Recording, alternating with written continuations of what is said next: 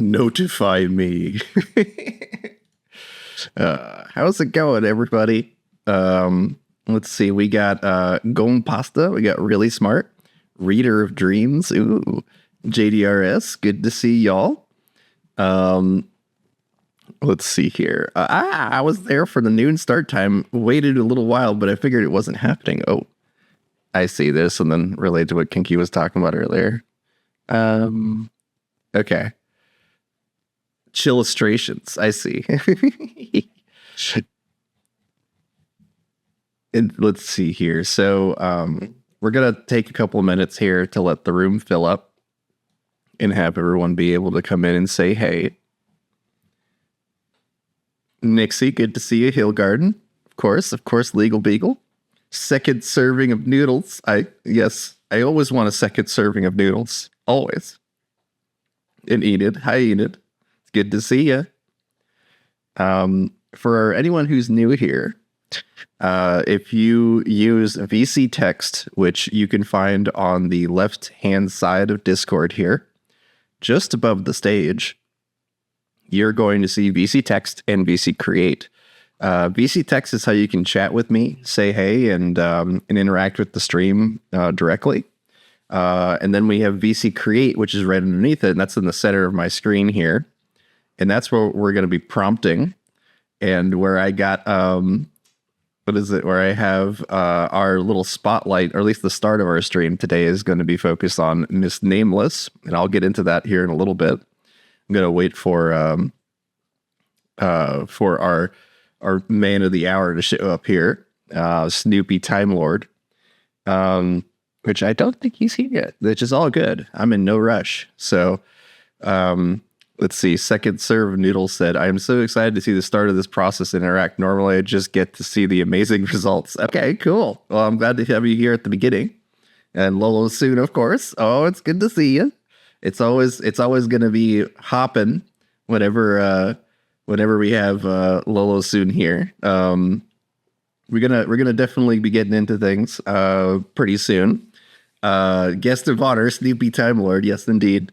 I do want to say that Rhapsody is currently in Hamburg, so she will not be joining for today's stream, but she'll probably be on the next one.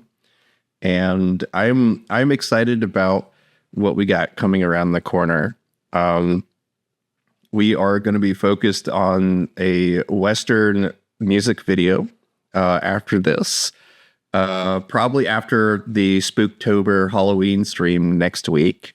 So if you want to do, like, we'll get into some of the Spooktober stuff, seeing as it very much is coming up soon. Last Halloween, what we did was we tried to remake Space Jam 2. Because I don't consider the Space Jam, remake a sequel. I wanted to make a proper sequel to Space Jam. So what we did is we took a bunch of corporate IP and messed around with it. I don't normally like doing that. I don't normally like featuring, a classic Looney Tune characters or Spider-Man or anything that's a corporate owned property on this stream. So the Halloween streams are like my exception to that, We can have fun with minions and other characters that we commonly see being prompted. And my personal mission kind of goes against that, here. Like, I try to feature your all's characters instead. So it's a nice little change of pace and stuff. So probably the next stream will focus on some of that. It's just that, unfortunately, my... The day after, it's the day before is Halloween from my Friday streams. So we'll probably figure something out to do that Thursday and make it a whole event again. But for now, we got you guys here, and we're gonna do a bunch of fun stuff today. We got I Troll for you, and we got Lux, of course. Good to see you. Man, there's some awesome people here today. I'm so glad that you guys got to join us. And if you don't know, you can always click on my icon on the top left corner here on Discord, and you can zoom in and see what I'm doing. But you're welcome to just kind of like leave me on in the background, do whatever you want to do. We just really appreciate your attendance here. We're going to try to make some comics today and see what you weirdos want to do. as what I have here. Hello, weirdos. I love the way Midjourney kind of figures out how to do speech bubbles now. It used to be that it was like kind of aimless and had no real direction, but now it's gotten like really good at going, okay, this is the character and they are speaking, therefore the speech bubble the tail points to them. You can do that pretty easily with a prompt that says speech bubble that reads, and then you put in quotes whatever you want that speech bubble to say. Okay. So, yes, and it is a very adorable character, Enid. I really love Miss Nameless. And you know, at least for look here, we got added to /prefer. Awesome. Okay, so I do want to show you guys what this character looks like. ancient chibi boy, cat boy waving. Yes, I love any of these kind of like hello, sort of like image reacts. Bert, you're not late. We just got started. You're good. We're just getting the ball rolling here. We're going to be checking out a couple different characters from people, but mostly we're going to start with spooky Time Lord here. Oh, Lolo's seen with a Rio, which is Rhapsody's character eating a burger. I like that one. That's pretty fun. Seeing what you guys have been up to is awesome. Like Legal Beagle's kinky hair that style that I've seen you've been messing with is pretty cool. Nice. Confirmed weirdo. Indeed. I know. Confirmed weirdo on Ancient. There you go. Yes. I love this. That's hilarious. Okay. All right. Let's now that we've confirmed that we're all weirdos here, the tarot cards, also, by the way, yes, Lolo Soon's tarot cards inside of our server has been real neat to see. So you guys are going to hear some stuff. If you're not familiar or new here, I see a lot of regulars here today, so I know some of this will be redundant. Yeah, what did I do to not get a tarot card made of me? What did I do to you, Lolo Soon? No, one did get made of you, Kinky. Do you want to see it? Yeah. Okay. All right. Well, yeah. Of course I do. I wanted to see everything. Okay. Hold on a second. You're gonna be like, but just a minute here. Actually, you know what? We made one for you, all right. yeah, they did. Let's see here. Inside of my server here, which, if you don't mind, Kinky, if you don't mind linking it here, I certainly will. We have a server called Gnarly Studios, which is dedicated to like storytelling and sharing characters. So if you have a character that you have, you can submit it to our character portal. Just join that server link that Kinky just posted inside of VC Text and click on character portal, and you'll find all sorts of characters that people have made that you can just immediately jump in and start messing with. If you're wondering where people are getting characters, links, and people that we're familiar with, you're finding them all here. So now if I hop us over to, I believe was it Media Share or was it text? I forgot. Yes, it was Media Share. Here you go, Kinky. I'm going to zoom in for you. And I'll get you the link, because this is quite the risque photo, I have to admit. So I'll post it inside of VC Create for you. This is from Lolo Soon. I'm coming. Here I go. Here I am. Basic Create. Gotta get to the beginning of this thing. I was trying to open up several windows at a time. All good. I just want to get your reaction to this on stream here, because it's pretty intense. Oh my. I am. Thank you. It's I have to admit, it's the most revealing out of all the tarot cards that Lolo Soon made. It's pretty. It's by me. A little exhibitionist in me. I'm gonna use that to catfish men on the internet. There you go. Now it has a purpose. That's perfect. It would be fun to play a tarot card, actual to lay them all out and give them little things that meanings and purpose behind them or whatever. But yes, that was impressive to me. I'll have you know that I love it very, very much, and I appreciate it. I'm going to keep it forever. Good. Yeah, and what we do encourage, by the way, on our server is that you share the actual generated images, like the links to those as well. So you'll notice, like inside of the character portal here, if I click on character portal, we are going to do a feature on Miss Nameless today. So she's on the top of the list. You can click on her and you'll see a bunch of results. And that's because every time somebody posts one of these images, it actually pings the creator of it and lets you like keep track of what your character is up to. So the Miss Nameless here has a couple of them. This one was for me today. I was like just frustrated at work, you know, and this is based off of the Sage and Michael comics as a style reference. And I'll show you guys how to do that here today. But there's a lot of really fun results that are in here. And you'll notice that they have links that people have posted that says White Lodge or Black Lodge or anything like that. And these are our AI channels. So if you click on these links, you'll be directed immediately to the actual generated result that is, what is it that lets you immediately hop in and remix or make changes to this. So like, for example, say I take this image here and I want to expand on it or maybe, you know, build on top of it. I can now hit custom zoom and let's do a zoom of 1. And let's just change the aspect ratio. Let's change it to 2:3 instead of 4:3. And I'm not going to change anything else about the prompt just because I want to show you guys what this does. But the only thing I'm going to do is make a custom zoom. And you can see all the other stuff that kind of took to build up to or came up after this result. So it's a really neat way to like hop in and start making stuff together, you know, because I can just hop off of any one of these results and go from there.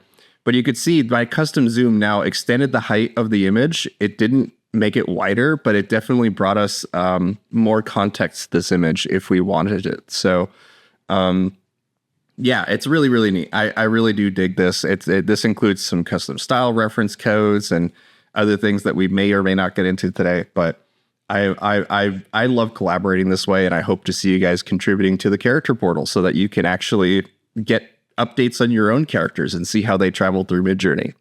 Because that's what it feels like. It really does feel like your character kind of takes on its own personality. And sometimes you'll come back like a week later and you'll be like, holy crap, a lot of stuff happened and my character's been all over the place. So we'll hop ourselves back over to VC Create now and see what Miss Nameless has been up to.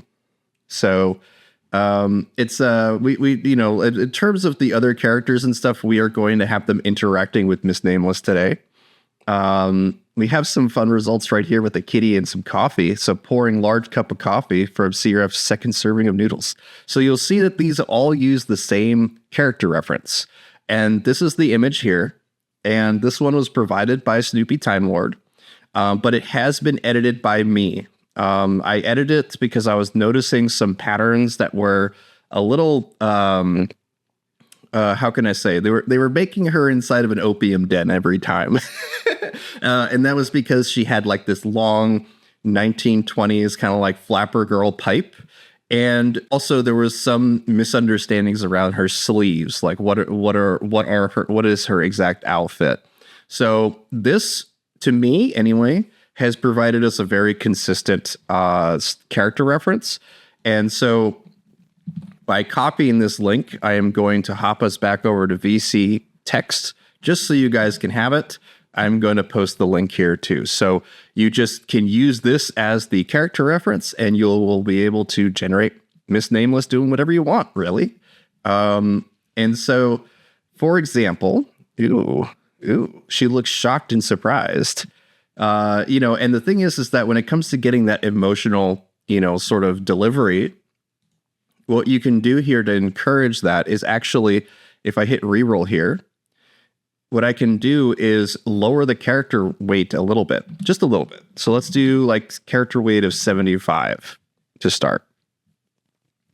This is going to put a bit more emphasis on what's actually written inside of the prompt rather than the incredibly powerful character reference parameter that is --cref. Okay. So Ooh, I'm liking these environment. Like, this is the opium den. Yes, inside the opium den. Just bring her right back in there. Great. Okay. All right. So you'll notice now she is shocked and surprised is a lot better represented in terms of her performance and the delivery of this image. It still has a custom style reference attached to it. This code that's after here. But which is, making it kind of like this, like sort of like Halloween poppy hypercolor sort of effect. But the performance, the actual posing of the character and such is better represented by the words now. She looks shocked and surprised. I think probably the best one of those is the third one here. And you can see we do have that kind of shock and surprise expression, which is great. I noticed something up here. What are you looking at? I like this sort of like Victorian, I don't know what the right word for that would be, but she definitely would be a villainess at a party is the best way I can probably describe her. We oftentimes see her making snarky, snappy remarks to people. What is it? Help me, please. She's melting into coffee on the second one here, but certainly the seeing what you guys can do with her is so much fun. But like, let's actually take a look at some of the stuff that you guys have been saying here inside of VC text really quick. Oh, wow. I haven't had a chance to join in forever and ever. Oh, Nicole. Hi, Nicole. Good to see you. Let's see here. Gom Pasta. One thing I'm struggling with this C-Ref is she is quite often holding her skirt, often having to lower the character weight quite a bit. Yeah, that is true. She does oftentimes have her hands somewhere on her skirt, almost like she's doing a little bow or like she's holding. But what you can do, though, is you can use a negative weight to compensate for that. So you can see here's the holding of the skirt that we're talking about, okay? So instead of lowering the character weight on this one, in fact, I'm going to bring us up to here. What I was doing was applying a negative prompt to it. So if I re-roll this, I'm going to zoom in for you guys. So if I re-roll this, let's try hyphen no. And I've been doing no sitting to get her less in that sort of like crouched over pose. But for holding the skirt, let's do, we can be as simple as no hands to see what it starts with. But I'm going to do hyphen no. Let's say no. I'm trying to think. No, let's just do no bow and see what it does. Yeah. Wow. Okay. You guys have already gotten her pretty skimpy there. Let's see what we get for. Okay. So this was from, she's holding her skirt a ton here. Isn't my skirt pretty? Yes, it is. It is very pretty. Good job. I like this one, Lux. It is very pretty. Okay. For no hands, we definitely still got it. It's still definitely holding the skirt.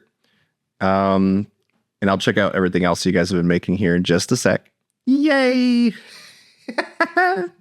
That's awesome. Okay. So for no bow, it did the same thing. It's still holding her skirt. That's true.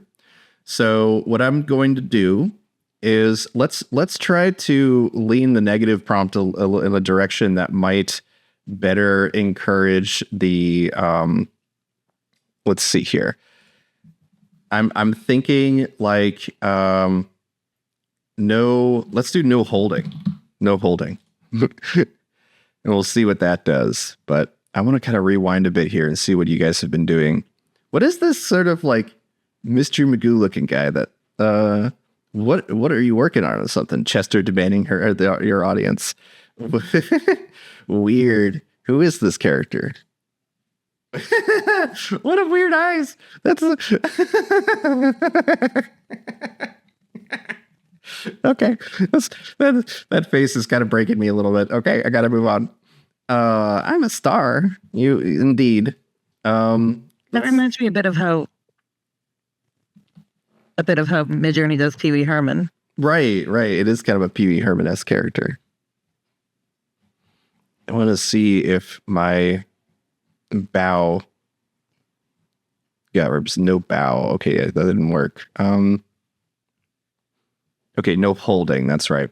Okay, so it's definitely still doing it. It looks like negative prompts are not going to be the solution for this, but the good thing is that she's very excited in the third one there. Let's just put it that way. I'm going to like lower character weights are definitely going to be the answer for getting her out of that pose when it comes to this specific one, and it has to do with the fact that in the character reference we actually see her and the way her hand is holding, like the way her hand's up like this, right? Will definitely encourage that result. So let me try something really quick with you guys. I'm going to open up Photoshop and we are going to edit our character reference to hopefully deter that result. Okay. It does mean that we will probably see less of her hands in general, but I want to show you guys what this looks like, at least how I do like quick edits to character references and such. So let's go ahead and open up the tablet here. Tablet. Okay. I have Photoshop open here. Hit new. And then I'm going to paste the character reference into there. Why is this shrunken here? Let me pull this out a little bit. There we go. Yeah, you guys get to see my bottom bar of my my windows here for a minute. That's okay. Whatever. Who cares? So what I'm going to do is the reason why that's being encouraged so much is because of this hand right here. Okay. So I'm just going to do a really quick edit and grab whatever I believe is needed, including like the shadow and stuff that's here, in order to get rid of this hand.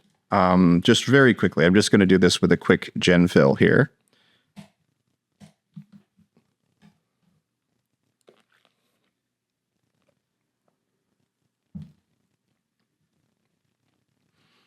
I love using gen fill for quick fixes to like test things out, see what works, see what doesn't.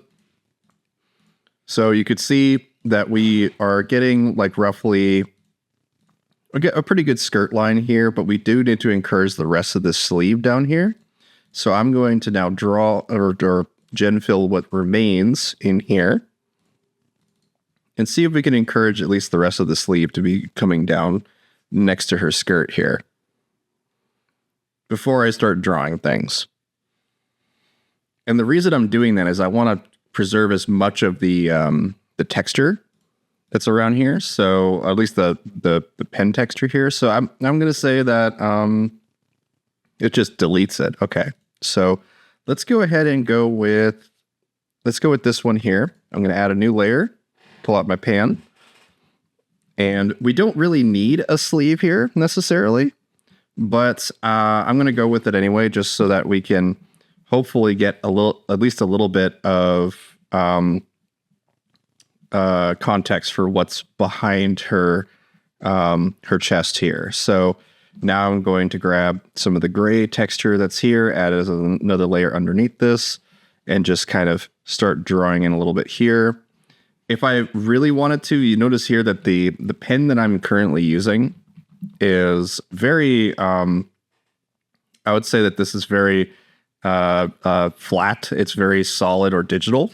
So instead, what I'm going to do is add another layer here. I'm going to go into the pens inside of Photoshop here, and there's under the dry brush pens, you're going to find something that's probably a lot more in line with the style of sort of pencil look that's here. And we can just kind of rough that in a little bit here, something like this. Okay. And get that darker color here, shrink this down a little bit. And yeah, I gotta keep it bigger. There are limits to how you can do this with Photoshop, so I'm just gonna kind of come into here, add a little bit of dark, and then I am going to now take this and erase whatever's towards the edge, like so.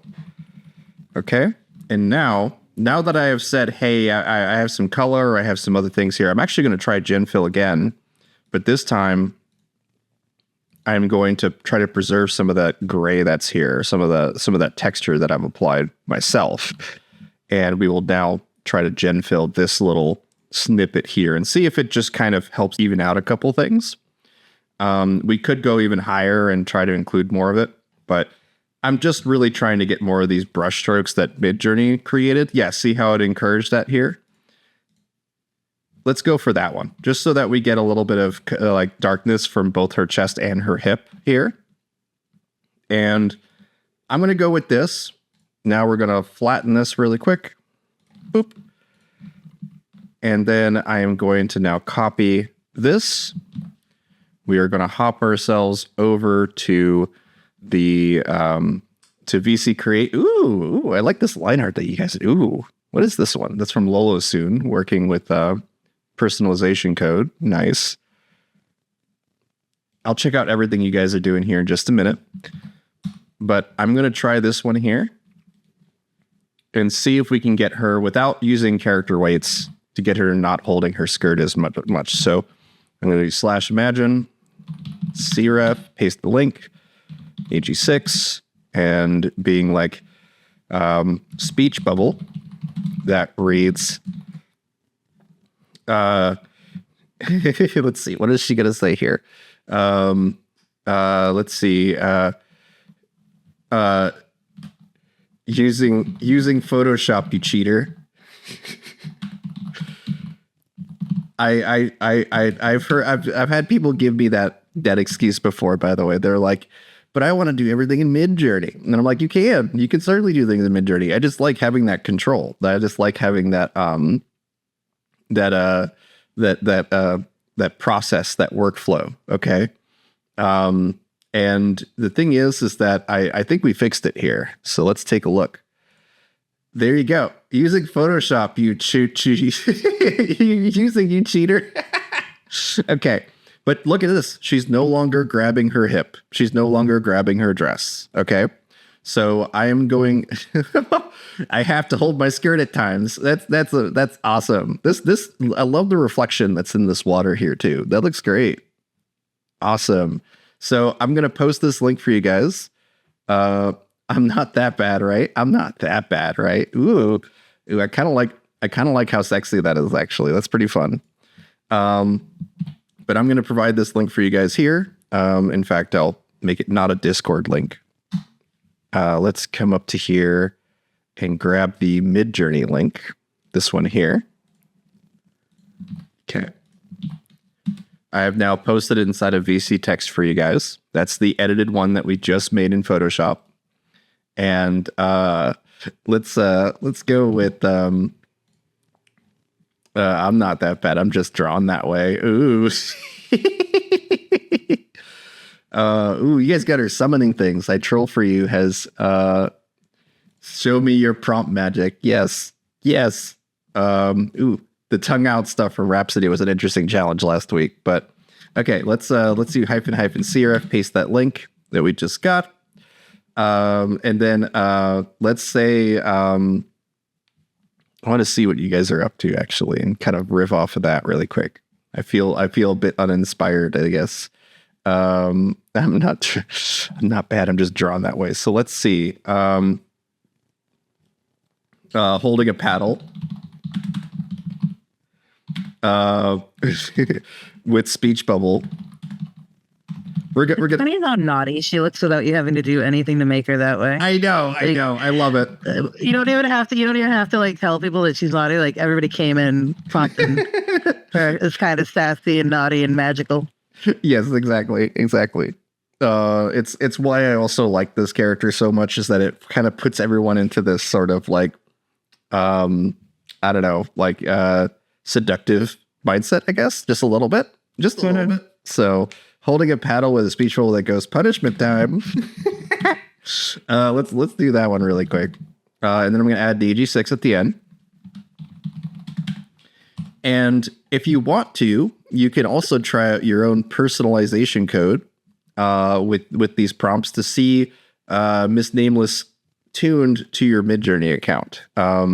If you haven't rated enough images for this yet, you can certainly get You won't be able to do this yet, but I'll show you guys how to do that in just a minute. For my paddle one, though, you can barely see the paddle. She's still holding her dress on one of them, actually. But if I now lower the character weight, and then we say like 60, the better solution is to just sort of in paint the corrections with a higher character weight after you've posted it. So we'll get into all that sort of process here. Villains are fun. They are indeed a lot of fun. As an anime antagonist to many people on Reddit, I can tell you right now that it's a lot of fun being the villain. I do enjoy being the kind of the upsetting voice of reason on some subreddits, for sure. Oh my God, look at this. We have her pointing at camera going, punishment time. And she's still got, she's got like a bat in it though. That's fine. But this one I like though. I like the pointing at camera. Let's get jazzy yes, jazzy. Glazzy is funny. If we wanted to more encourage this sort of, like the better framing for this, we could always use the website and get us to, using the new editor, we can reframe this. We can zoom in and out much more dynamically than we are over Discord here. But I like collaborating with you guys. So we'll stay in this space for now and maybe explore the website, in a little bit here. But if I set the zoom to 1 here and then change the aspect ratio to something wider, like 3:2, okay? I'm not going to change the prompt at all. The main reason I'm doing this is because I want to see more of this paddle on the side here. That's a paddle, and yes. So yes, and if we are doing class stuff, right? So like, it reminds me of like corporal punishment. You know what I mean? So we'll go for that. We'll go for this. So she just has a billy club now with this. But if I come into here and set this to 3, now I will say it's probably more appropriate for bonking. for at least for Ancient's purposes, it's probably more appropriate that it's a bonk with a bat as opposed to a paddle. But if anything, the paddle's going to encourage what we don't want here. But I'm going to say now I've done a very region, and I'm going to say that this is a corporal punishment paddle.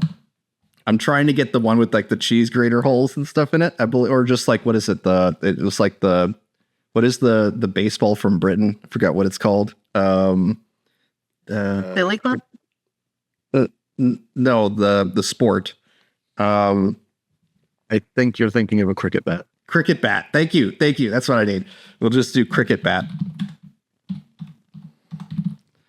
Thank you so much for that, Ancient. Pickleball. Pickleball. Yeah, in fact, we could get her playing pickleball, by the way.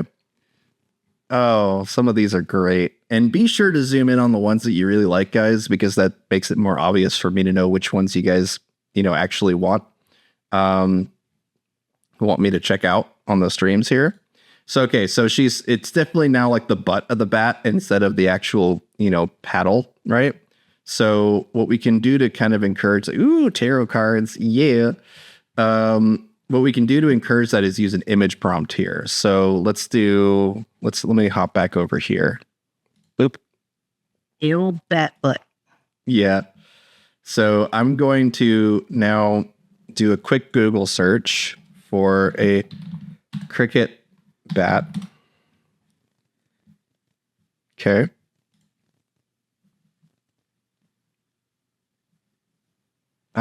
You know what? I'm going to do corporal punishment bat. There's a paddle. It's paddle. Sorry. Yes. This is the paddle. Okay. It's called a paddle. That's right.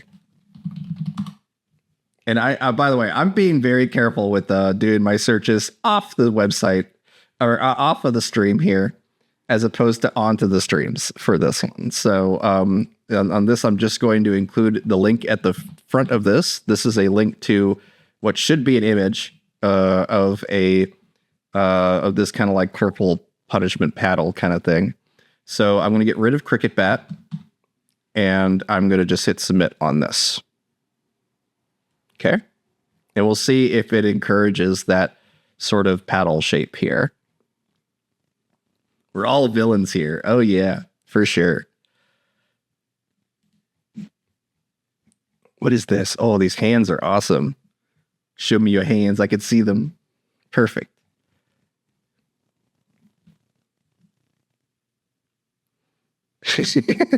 Oh, that's very nice. Oh, let's see here. So who do I hit this? Who do I hit with this? Yes, you can hit anybody you want. Okay, so it started it. It started. This is actually a good result because we get the start of it here, and we can now do very region again, and we can now just finish out the shape here. So I'm going to include those two holes that are here, and just kind of try to finish the shape all the way to the end of the frame. Why not? Let's try that, and hit submit. Yeah, see, that's the bat. Oh, I like this. I like the holding a baseball bat menacingly. Ooh. I love menacingly as an adjective, by the way. It's a fun one to get that sort of villain look right away. This makes me laugh super hard though, Gompasta, for sure. So who do I hate with this? All right, so we're kind of encouraging the shape here. It is something that, because we have all the foundations for this idea here, it is something I would rather just draw, honestly. Like I take, say, like the third result here, and then I just start, redrawing that in Photoshop to give us the full paddle. But I want to move on. I want to check out some of the stuff you guys are up to with this. So I'm going to, and it's flying by the way. I am going to have some trouble keeping up with what everyone's doing here. But let's see here. I've been expecting you. Ooh, I like this, Kinky. This is cute. I love the idea. Oh, this is the homely housewife version of her, and then you get the reality, the after dark version that is the villainess. I like that juxtaposition. Let's see here. I'm just gonna kind of scroll through your old stuff here. Now that wasn't very nice. So who do I hit with this? Yeah, that was this one. Nice. Awesome. Okay. Sweet. So let's try to turn one of these into a comic here. Lesson time. I love the kind of quirky face that you guys have gotten out of her with some of these too. Like I like the second one here. There's so many results so quickly. My God. I like this. This is pretty fun. If we now say encourage her, let's just say instead of this kind of weird purse teabag thing, we can come into here, highlight, select everything down here, and we'll say that this is we'll say holding a baseball bat, like a cane, so that it's like kind of like she's holding herself up a little bit with it, just to encourage this sort of like stick-like shape coming from her hand there. And then we can see what kind of comes up after that. You put an ancient in there. Let's see here. With the character reference. Nice. Okay, so using that as a character reference, it's understanding your side of frame very well there, Ancient. I'm actually quite impressed with that. That's awesome. Yes. Nice with a gun. She's actually playing baseball in this one. Okay, there we go. Okay, so that's actually pretty fun. It actually encouraged the paddle pretty good here. But I definitely like the idea of I like the cartoon bat actually, but it put a baseball in her hand towards the top of it too. I'm going to say the fourth one here. And then we can just in paint, oops, not custom zoom. we can just in paint where it's kind of a weird bulbous bat here. So let's just in paint this here, in paint this like that. And we will say that this is a paddle. And just see what it do with that. You didn't say please. So I'm definitely sensing a theme with you guys, like Kinky was mentioning earlier. Like we can definitely see that you guys are leaning towards we already decided that she's a bit of a villain-like character, so we should be able to just say, hey, let's lean this in a direction that encourages these kind, like this kind of personality that she has. We noticed this pretty early on with Miss Nameless, that she tends to lean the results towards this seductive villain. So let's try to get her talking to somebody. Ancient's already gotten started with talking to his character. But I want to show you guys first. Let's see here. Because I did one on my server where we had two characters bickering with each other, and then my character steps in and is like, you guys need to go to therapy. Stop it. So let's take this baseball one up here. Number 2 here. See if there's at least an anatomical way that I can encourage this to be, because I don't like that it's in fact, I don't like this one because her arms don't make any sense here. We can force it to make sense, right? But we also get a lot of this bent over, leaning kind of stuff, and I want to kind of move away from that. Let's try instead to grab one of these. So, sorry, I'm going to kind of scroll up here for a sec. I'm going to sip on my smoothie and find a good starting panel for you guys.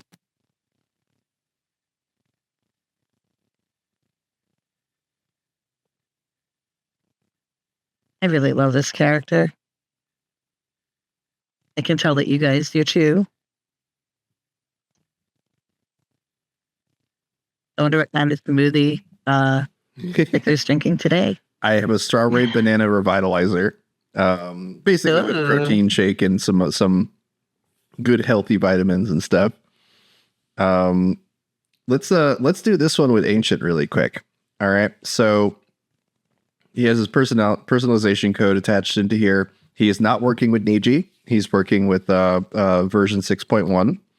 And what we can do is try to encourage that this be comic panels all the way through. We can do that 2 ways. We can do it with the custom zoom. So let's try setting the zoom to 1 and then put the aspect ratio really tall. Let's do like 2.5. And then I'm going to change the actual prompt to say multiple comic panels depicting 2 people. One just arrived home from work. Let's just go with that. See what it does. The other way is by using the actual Midjourney website to give us a lot more control than what I just did here. That's going to encourage somewhat like comic panels, but we will not be able to necessarily say custom aspect ratios or anything like that without writing them in. So I want to show you guys first the way we do it on Discord here. So you can see here that it tried to fill out his body here, like the over the shoulder that's here. I do like that it came and included a first and third panel. But again, it's encouraging these sort of continuation of or overlapping of the character reference here. And that's because I left the character reference inside of the prompt. But now let's try it without that character reference. We will definitely lose Ancient's character by doing this, but we will be able to more define the panels themselves and then start in-painting the character back in. Ooh, Enid, talking with Snoopy. Nice. That's cute.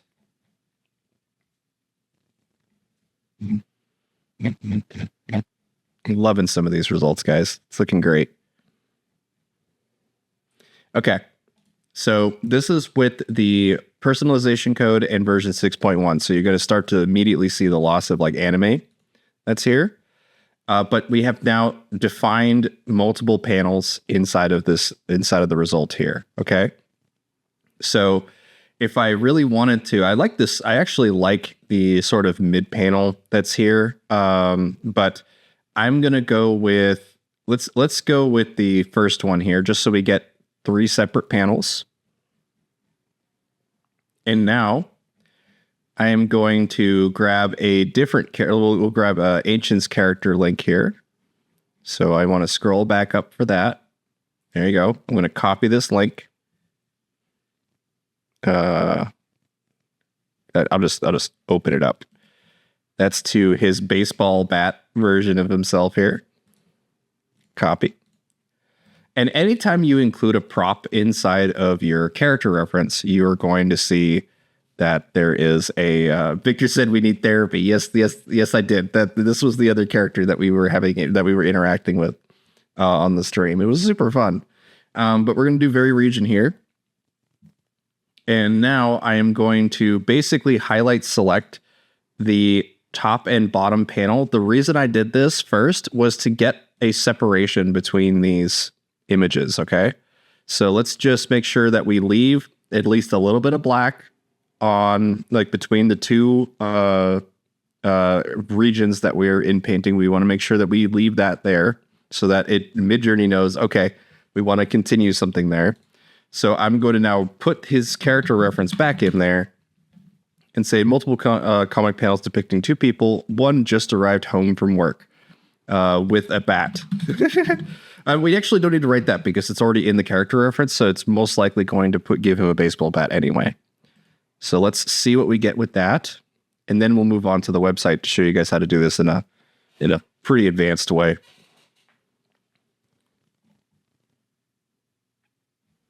This is going to look great. Zoom in, and now take a look at that. Take a look at that. It definitely gave him some bunny ears, but we have the character now properly represented in 3 separate panels using the personalization code and version 6.1. We're not even using anime mode or anything like that. We are preserving Ancient's character by doing this, by basically starting off with the multiple comic panels prompt, and then we start expanding on it from there. By highlighting each panel that we want to change. So it's really, really cool way to do this entirely in Discord. Okay. Okay, go. Really smart. Let's see what you're doing here. Victor said we need therapy.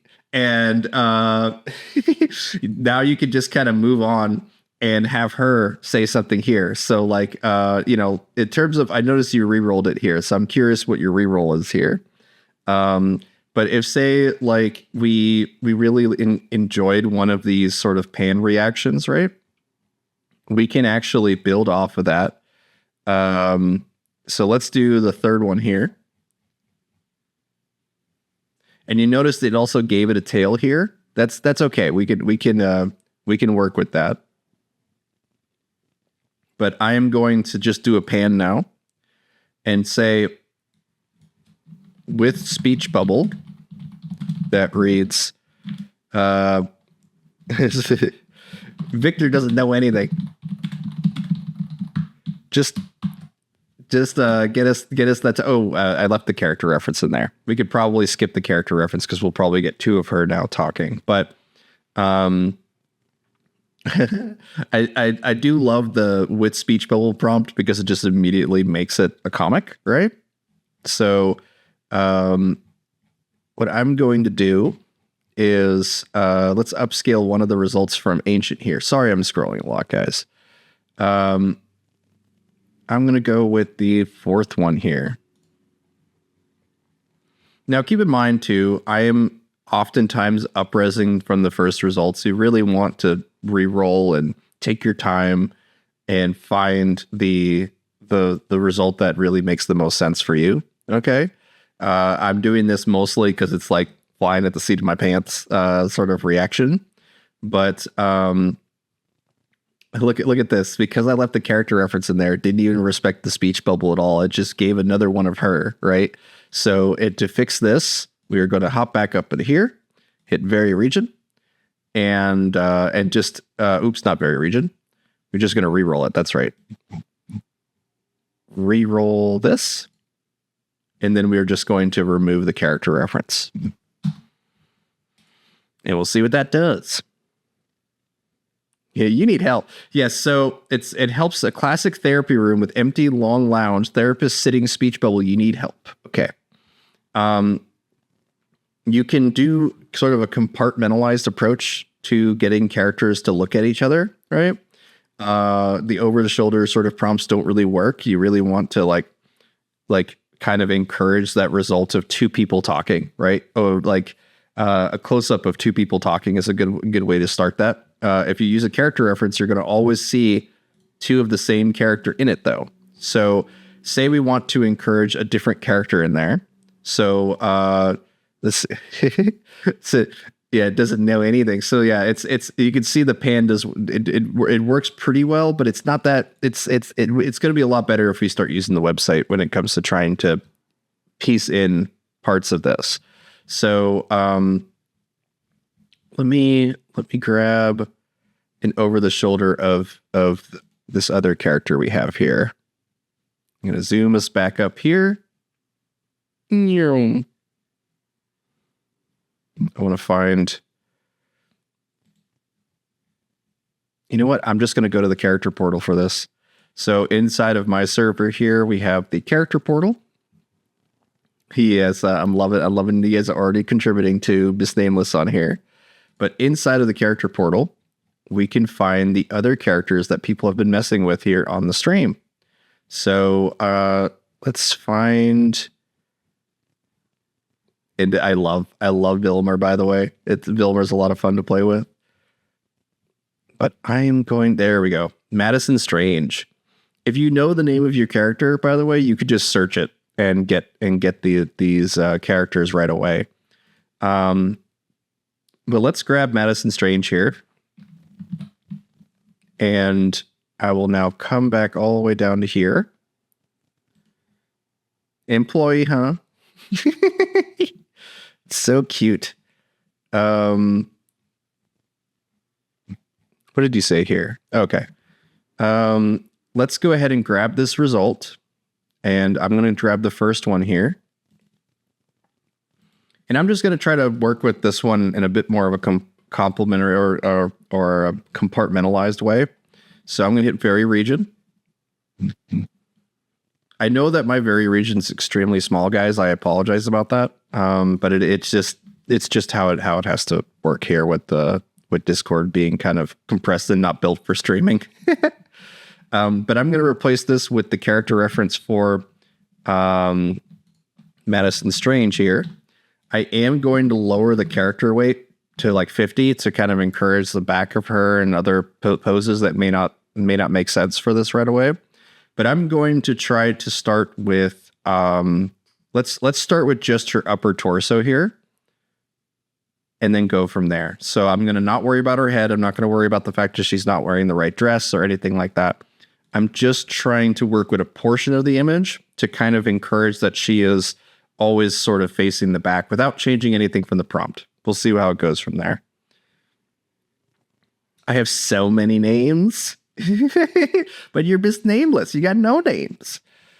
Okay, there we go. Now look at this. We have her outfit correct with this sort of like flowery sort of. I love this second result here right off the bat. And we can start compartmentalizing this because if you were to select this entire left side here, you could get the result that you want. But the reality is that if you want to feel like you have proper control of this stuff, you want to make sure that you preserve whatever is the poses that are already inside of your image as best as you can. Okay. So I'm just going to now select her head and do the same thing again. Basically split her up into 3 pieces. And that's going to encourage a lot more of the over the shoulders and stuff. there's another way we can do this, which is by using a character reference of only the back or over the shoulder of a character. I do have one for Michael that I will show you guys here in a little bit. In fact, it works really well with this result here. I think I'll be able to bring these two characters together with using that. Now, if you notice here, Madison Strange, her hair, like her face shows up pretty prominently, like as if she's turning to camera. Okay. So it is certainly true that we can discourage this by simply highlighting her face after this and then saying, no face or anything like that.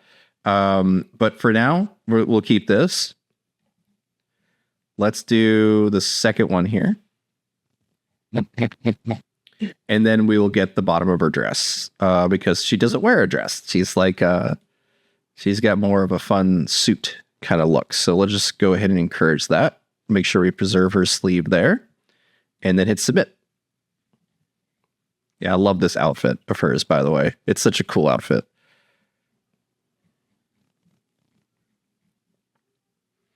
And this is, again, whenever you're referencing multiple people in your prompt, it's going to try to generate, the same character multiple times over. That's actually really good because it means that you can compartmentalize each one of them to be a different character inside of the image.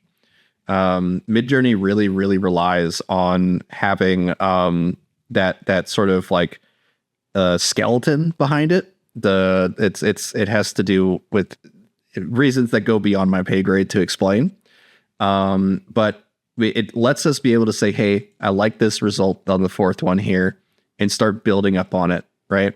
So if we now do vary region and we wanted to say, get rid of her face here, let's first get rid of the character reference. Okay. We don't even need most of this prompt here. It's just two people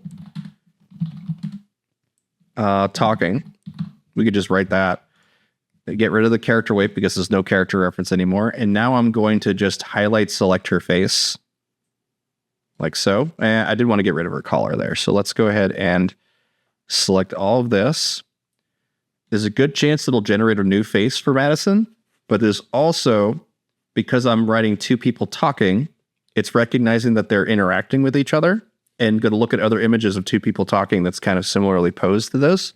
So it'll let us be able to, oh, Snoopy's here. Snoopy. It'll let us be able to, or at least Midjourney to have the chance to kind of make them staring at each other. So let's take a look at that. Okay.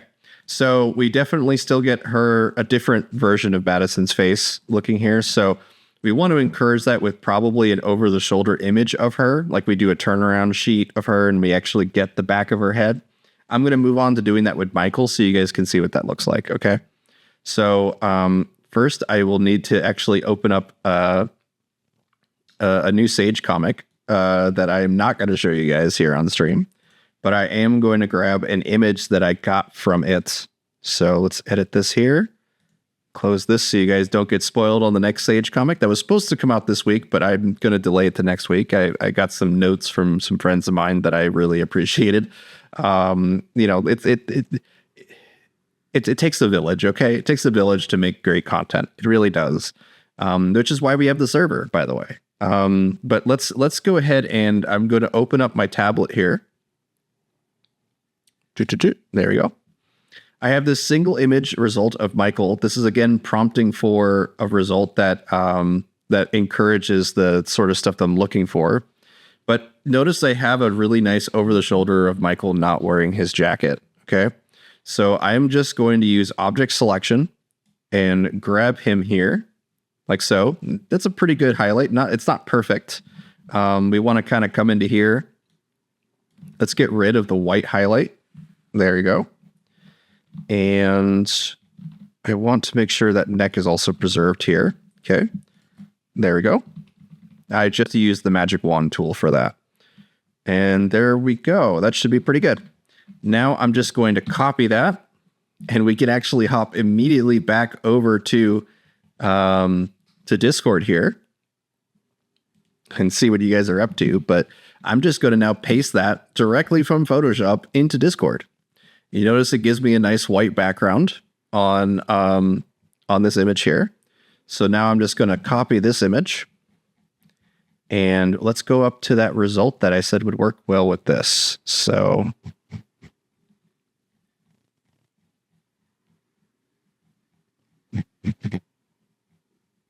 should be just after this. There we go. This one here. Okay. So in Discord, we can encourage this just by doing a pan or a zoom out. So let's do a zoom. And we're going to set the zoom to, let's just do 2. I'm switching the character reference to the backside shoulder of Michael. And a boss of a company sitting across the desk, hands clasped. She is scowling with a slight smile, speech bubble that reads, new employee, huh? I'm going to get rid of the speech bubble, new employee, huh? And say, like, he's reading a newspaper as a boss of a company is sitting across the desk, da-da-da-da-da. And then we'll leave the zoom all the same, but I'm going to take out this character weight, and we'll just hit submit on here. I'm going to look what this result looks like first, and then we'll switch over to the website, because the website's going to give us a lot more control. I see you guys also tried to remove Madison's face there. It is certainly true that it takes a little bit of effort to do, but there we go. All right. So with the zoom out, you notice that we got 2 characters talking, but it's important that we have that over the shoulder, that business outfit sort of look, where Michael's face is not even seen in it. We're using a character reference of just a generic man with a white button up. And Ochazuka said here inside of the comments, how do I influence the perspective of an image? I want a wider view where the character takes up less space in the picture. You'll probably want to zoom out and use the new editor in order to kind of hone in exactly the composition that you're looking for. You can also use an image prompt to guide the perspective specifically. Like if you had, say, like you want the character pretty small and in the center or to the side of an image, it's a lot easier to use the editor and just kind of prompt something, get it the result, and then recrop it to fit that new composition. But you can use image prompts to kind of guide results too. So for example, if you grab like someone doing like a cartwheel or whatever, you can use an image prompt of someone doing a cartwheel to guide your result, that kind of thing. Let's see here.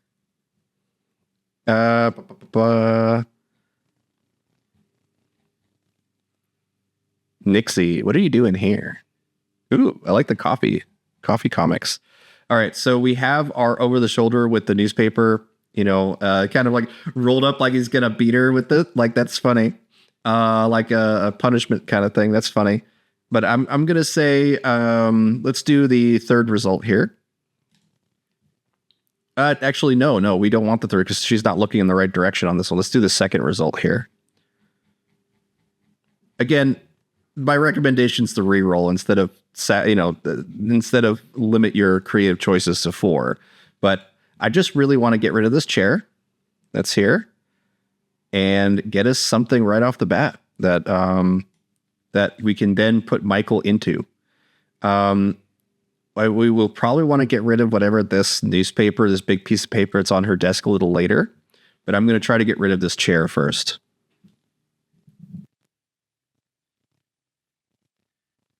You have somebody asking in the chat how they influence the perspective of an image and like a wider view where the character takes up less space. Yeah, I just answered that one actually. I'm sorry, I must have not heard you. You're good. It really just comes down to using a image prompt of a composition in the guide, or in that's in line with what you want the result to be.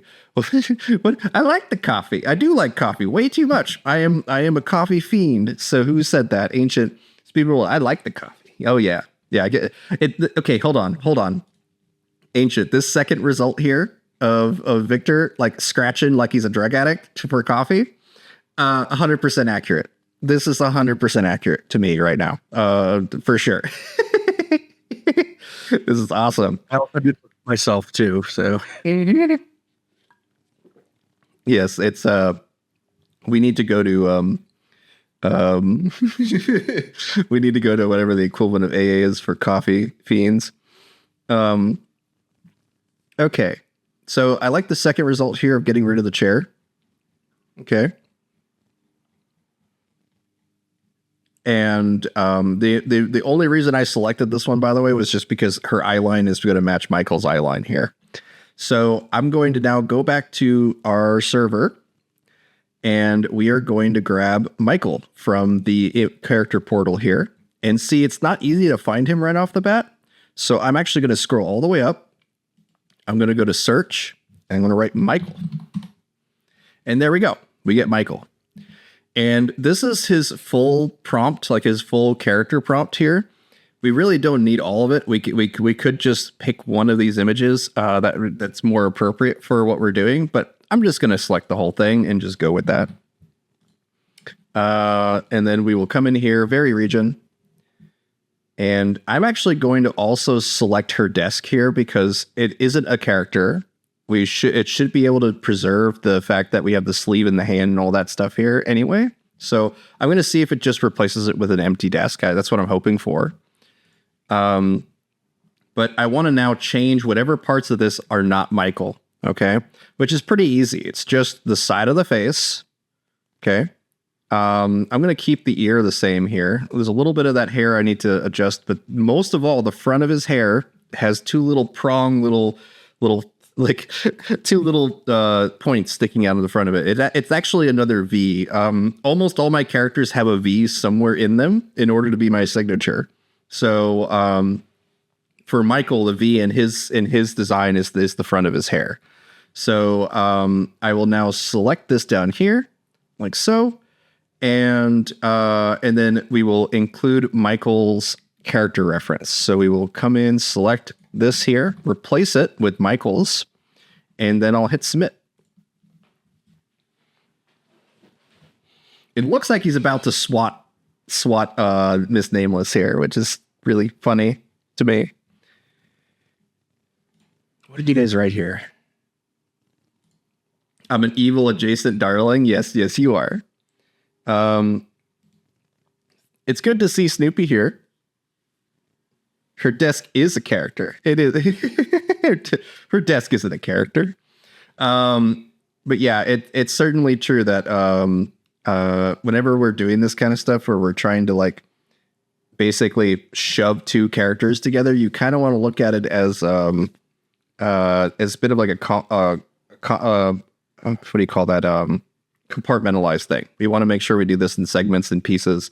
And I was a little too adventurous with the desk, right? Because look what it did. It added her hips and her legs there, right?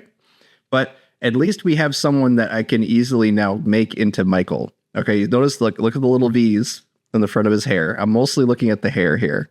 Okay. I'm gonna go with the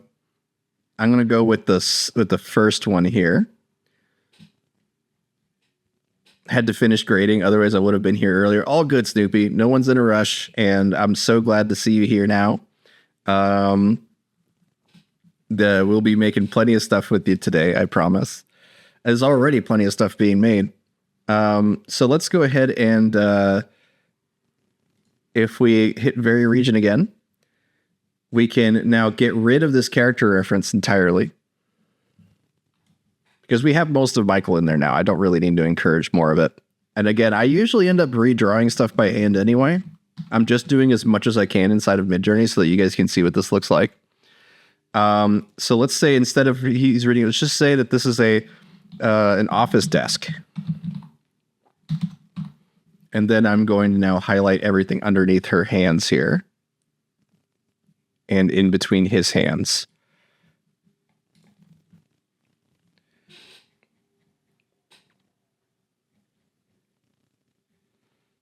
What are you guys doing with the cake? What does it say? Hold on, I gotta zoom in here just to see what this says.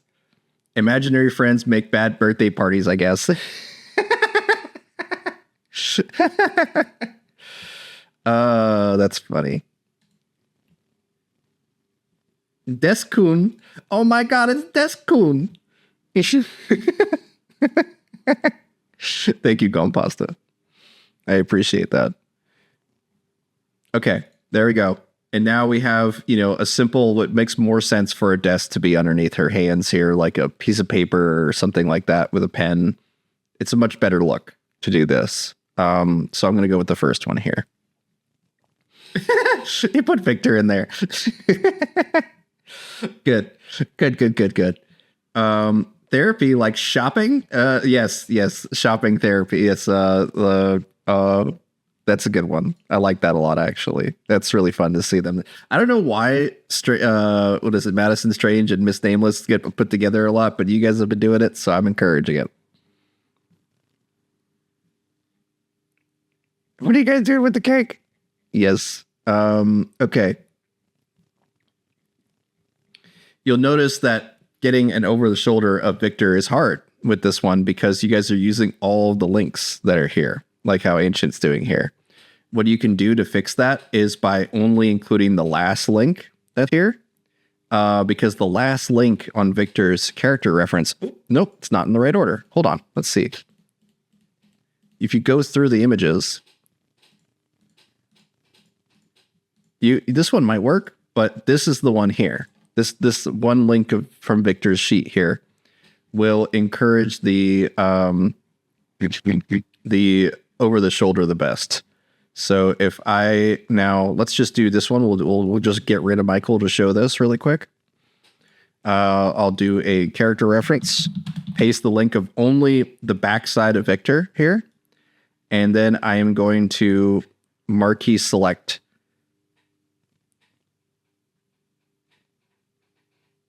the head here. And again, if I select all of Michael here, including his hand and all that stuff, there's a good chance that it would just not really make sense. But if I imagine where Victor's hair is, his hair is going to kind of be spiky and popping out to the side here. So I'm going to select this, also select some of that. And I'm going to say two people, two coworkers talking at the desk, at her desk. And then I am going to just hit submit now that we have a character reference of just the backside of Victor's head and shoulders. These results are really fun, though, whenever we have so many of the same character like interacting with themselves, because it means that we can pick which result we like more. Let's see here.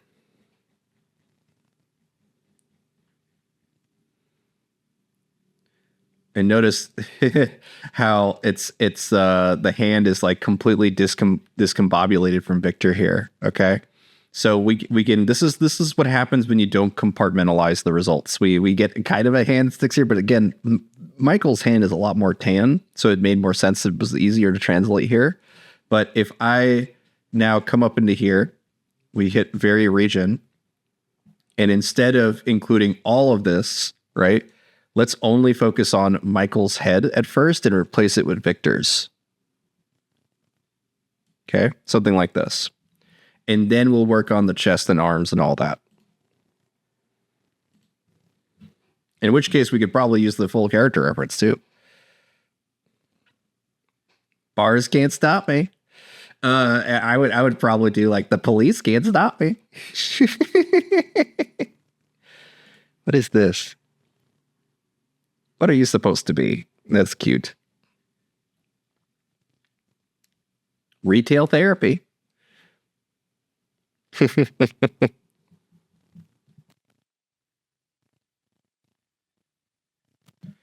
So you could see here, my Victor's head is coming out a lot smaller, but the perspective is now all correct. He's looking at her.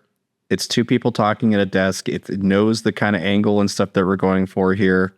This is great. If we wanted to get a bigger version of Victor's head in here, we really need to start including more of this image, because right now it does its best to shove within the area that you've provided. So let's make a much bigger image, much bigger selection here, like so, and see if we get a bit of a bigger head so that it fills in a bit better. It's incredibly useful, guys, to be able to prompt in this way where you guys are just kind of taking it in chunks. And yes, you're going to use a couple more renders to get to what you want, but it really gives you that control. So like we're getting better about the collar, I guess, but it's not really changing the head shape very much. So what I'm going to do is I'm going to lean into this a little bit.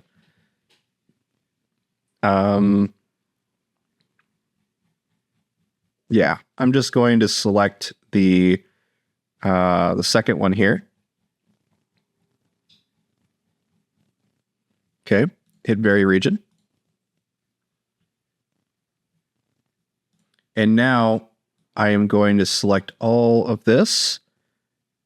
And let's actually change the premise of this a little bit. Let's select all of this and say he's leaning on her desk or something like that.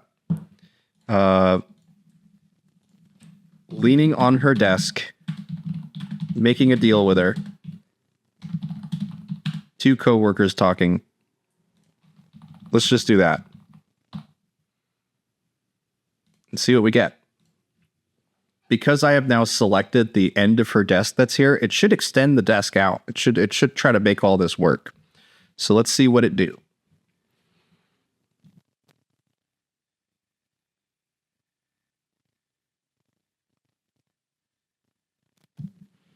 Oh, okay. So it tried to encourage her hip, but it did do the desk extension here. So let's see here. I'm going to go with the third one here. I like that the most. And then what is it? I could easily just say that he's a temp or something like that, you know? So let's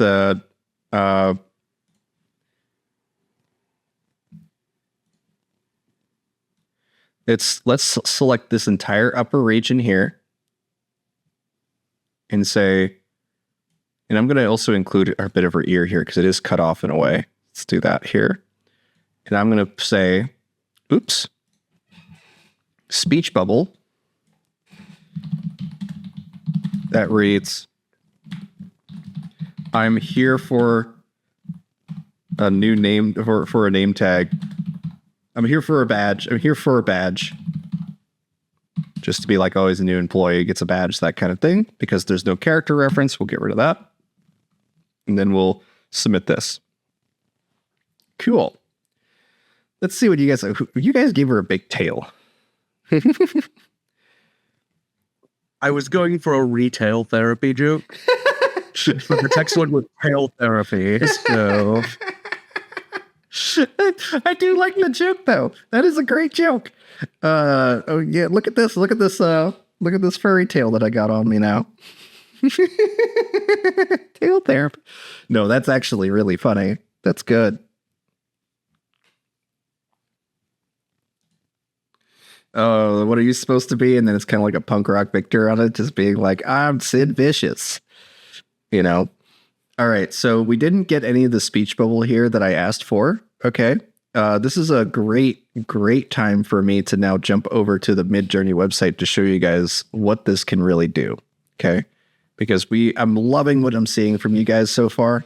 Please keep going, keep making stuff. We're going to check back on VC Create in just a moment here.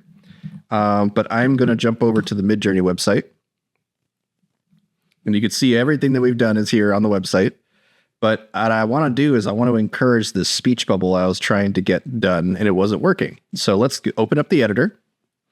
And now I'm going to give us that headroom that we need for the speech bubble. Okay, so let's just crop that out here.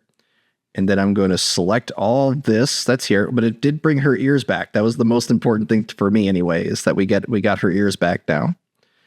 And we can select this whole area up here with our prompt is speech bubble that reads, I'm here for a badge. I'm going to get rid of the comma. There you go. I'm here for a badge. Speech bubble. Yeah, that should work. And now let's see what we get. You have them coming from Saga. What?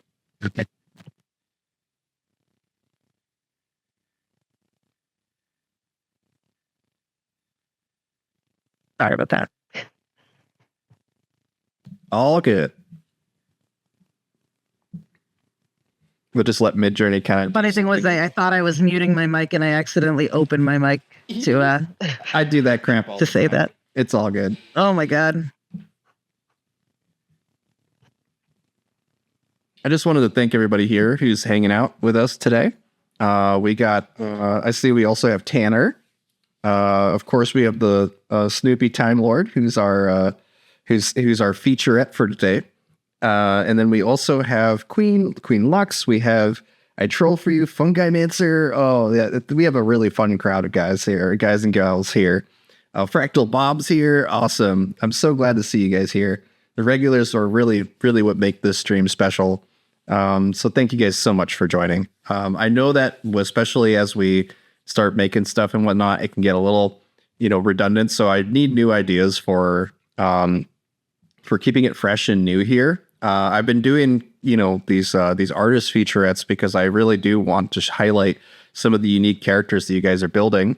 But it is something that I'm also aware that, we kind of need to change things up a little bit. We need to find new ways to do things. And I did a couple filmmaking streams before. So we focused on trying to do specifically storyboarding, filmmaking, that kind of thing. We'll probably bring that back. And then we also did some streams that were not comic focused, that were instead focused on specific mediums like stop motion or 3D sort of Pixar, which is kind of like a default for a lot of the results that we get outside of Niji. That's that we've done all sorts of different, thematic streams like that.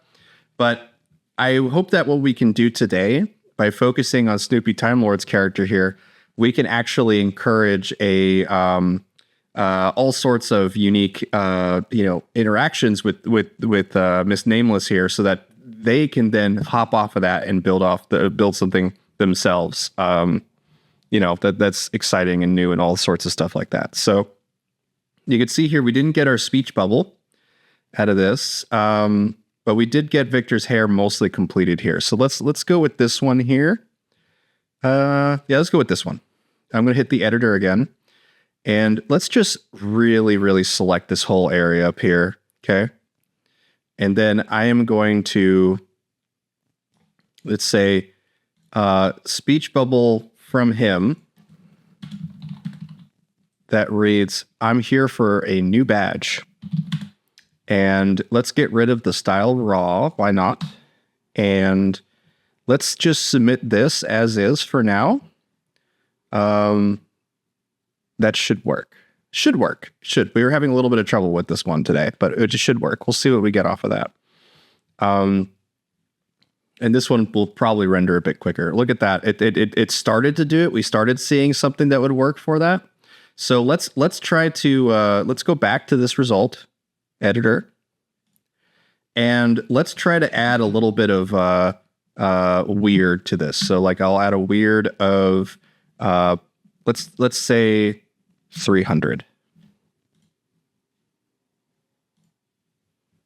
And why not? Let's also add a chaos value to that too, just to see if we can get something that kind of bounces off of what, let's do chaos of 20. These are arbitrary values that I'm picking, guys. I'm doing that because I'm trying to force Midjourney not to give us the prettiest image, which is like a clean room, right? But instead find us something different to work with, okay? So that's what Weird did here. By applying a weird of 300, I essentially forced something different than what was than what Midjourney was leaning on already. And now by adding chaos, it adds chaos is nuts.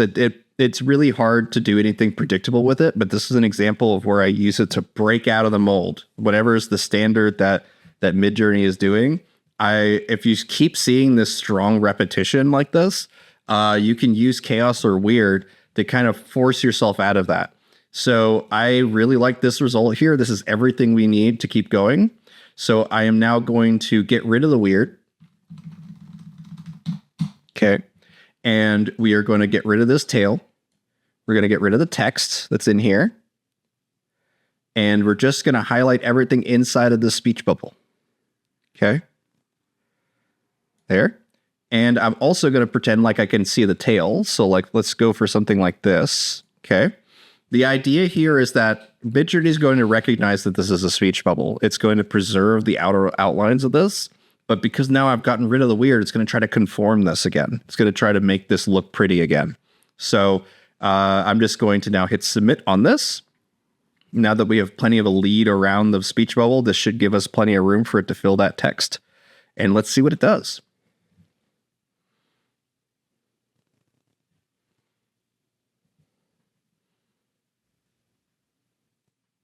It got rid of the word new. That's interesting.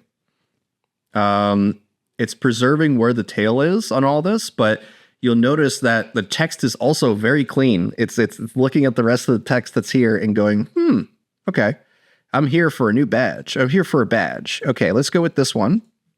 And now let's get rid of this tail here. And I will then select this whole area up here to see if we can maybe encourage a different tail. Okay.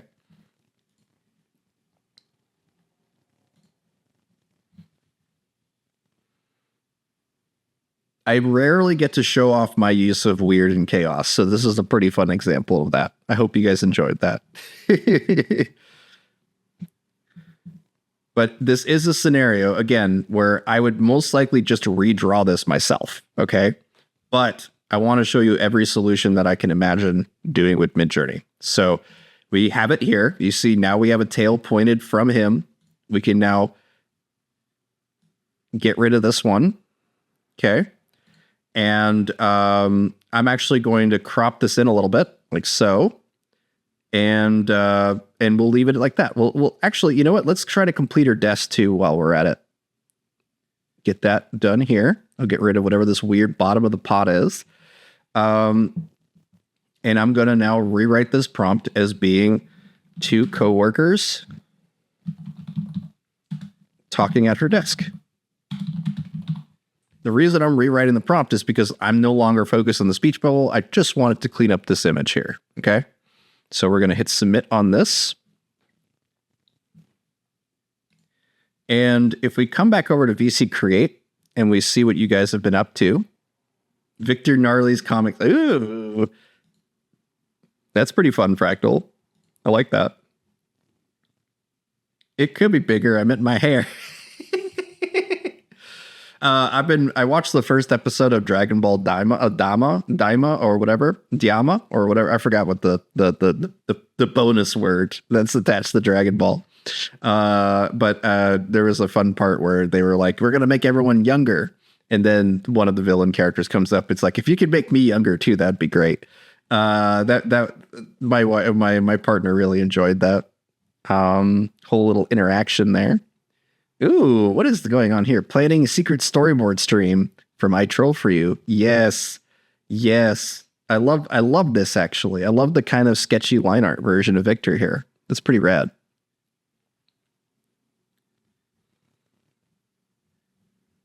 Neat. I love seeing this. I need volume. Yeah, exactly. Right, Lux? I was trying to get her to have less feet. And then it wouldn't give me less feet. So I was like, fine, put her feet on the back of a crying man in a tuxedo who's crawling across the floor. And then it decided to give me weird pets and 2 feet. So I've given up. Now she can have a pet and 2 feet. That's great. That's hilarious. Yes, it is certainly true that way, especially when it comes to zooming out. It's amazing how most the proportions of feet get really weird too. Like any sort of body proportions can be interpreted all sorts of ways. So it definitely comes true that when you zoom out too much, you'll get all sorts of weird results. I do like this one a lot though, Nixie. Coffee friends? Oh yeah. So if you wanted Victor to show up here, like the reason I'm scrolling through these, by the way, is I am going to need Victor's character reference again. So I managed to close that out last time. So let's go ahead and open that up really quick. I'm going to go to our server, grab the character portal link for that. Okay. And now instead of Michael, I'm going to search Victor. And we get the official links for Victor here. Okay. I'll grab all these links here. And before we hop into that, I'm going to do a quick little edit on Nixie's image here. And let's get Victor's outfit to go back to what it was. So let's grab all of this here.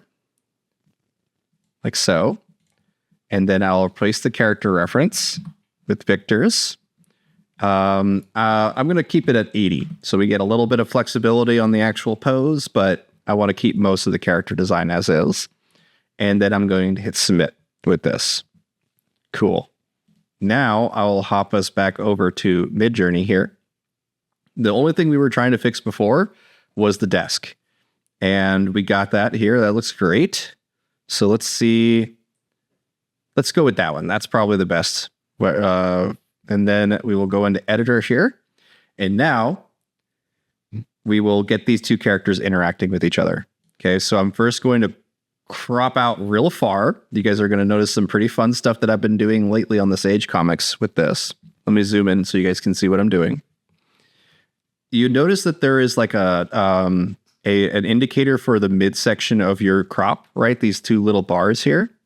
I actually use those to guide where my panel breaks are. So I'll come up to here and then be like, okay, I want my panel break here so that there's enough room to fit in what is about this size of a canvas on this side as well.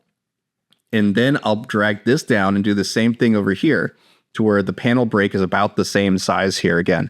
The reason why this is important is Midjourney really, it doesn't want to, it'll make a lot of assumptions for you, but when we're encouraging these sort of extra little gaps in between our panels, we're actually saying to Midjourney, all right, I'm giving you the room you need to figure this out, okay? So let's do now a multiple comic panels depicting two co-workers negotiating. Let's just give us some kind of conflict, some sort of argument, some sort of interaction right off the bat. Because this will encourage his sleeve to be like a continuation of the body here, I'm also going to just kind of select the edges of Victor here.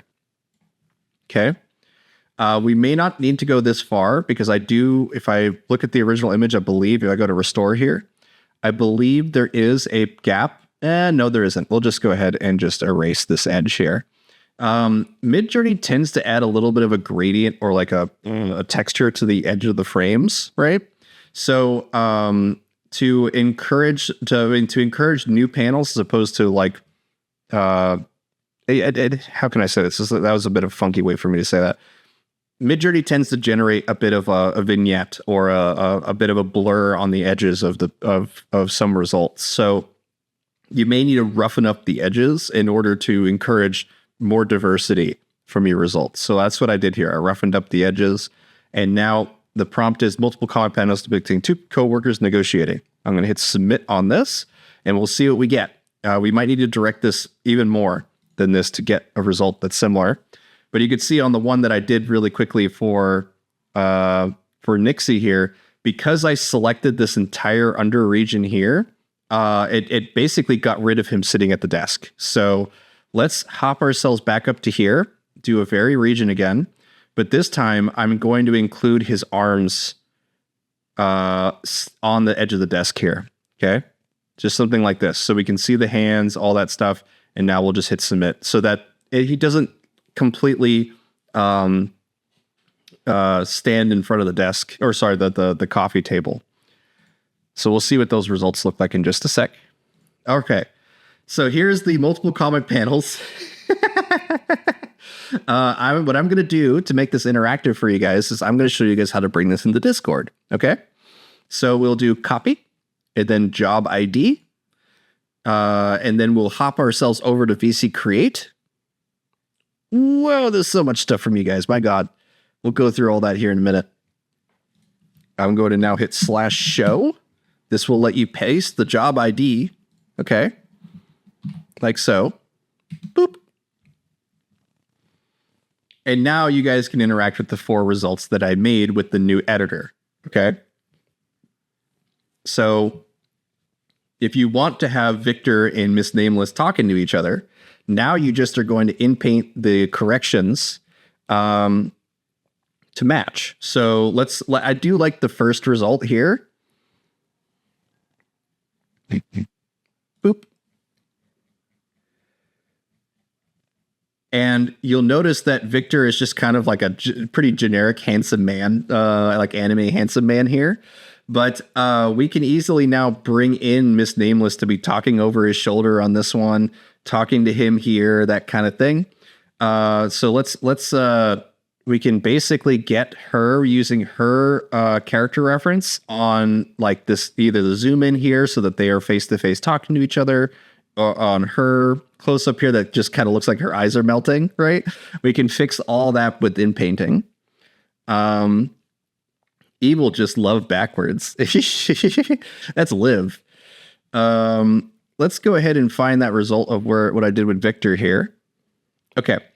Now you can see here that there is, he's better represented because he's now in front of, still behind the desk here. So let's go with the second result. Multiple scenes. How did I magically get to multiple scenes? I'll explain that here in just a moment. It is kind of magic. I will admit, it does feel like magic. So let me first fix this image here, and then I'll get into what you're talking about, second serving of noodles. So I'll come in, select this, and I want to make sure I still preserve that desk, but I want to now describe this as, hold on. Oh, wow. Okay. Yeah. It's kind of broken here. I can't actually change the text here very easily. So let's come into here and delete everything before this and say that leaning on the coffee table. Just describe that and then submit for Victor here. But I'm going to zoom on out and answer a second serving of noodles question here.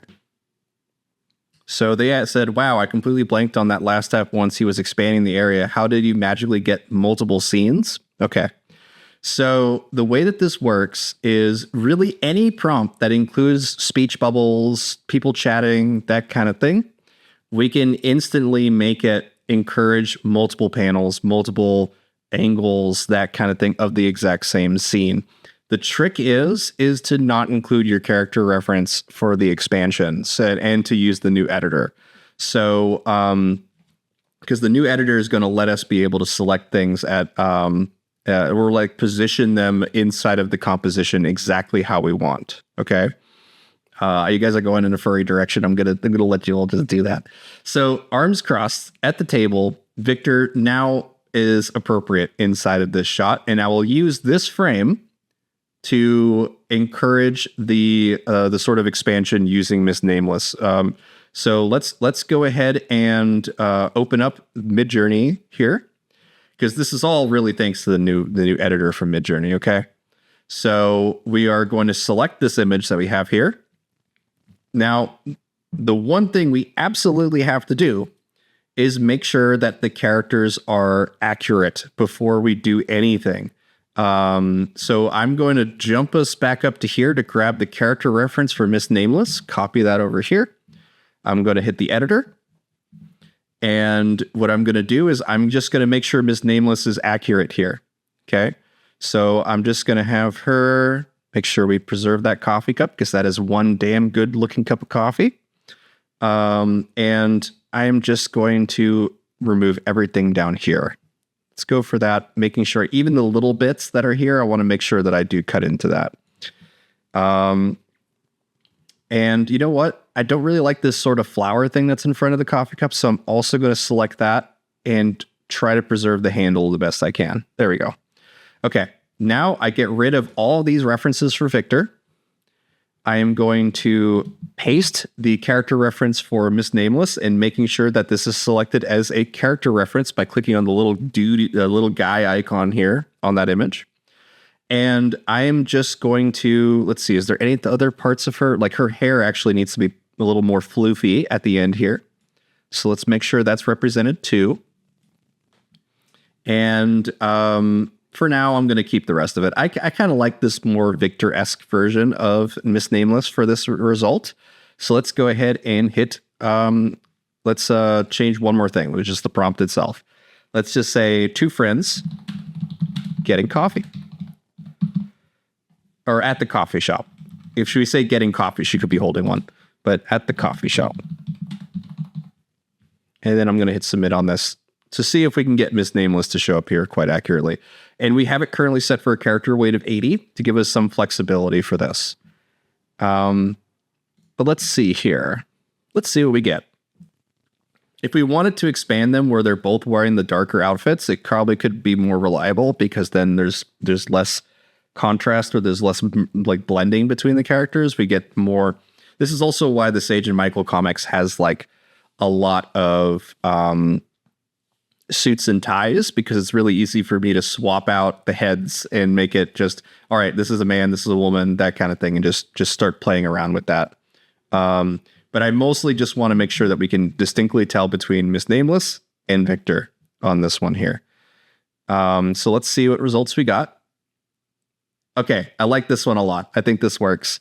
So now what we can do is, if we wanted to, we could change her face, right, to be in line with Miss Nameless a little more, because right now it's literally Victor's face that's here, right? So I'm going to actually select, because there's no makeup on her lips, it's a pointed chin, all these are characteristics of Victor. So I am actually going to select the face here, and we are going to repair her face first before we do the thing before I answer your question here. Just because, again, the most important thing that we need to do before we start expanding and making the comic is we need to make sure that everything that's inside of the image is what we want. It's accurate to the character, it's accurate to their personality, their pose, all that sort of stuff all speaks to the character.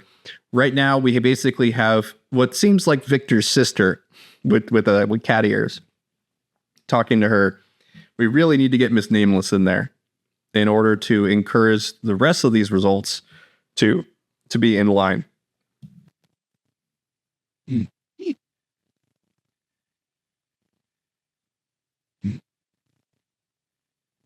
going to take a quick snip of my smoothie. Do you want to make any announcements, Kinky?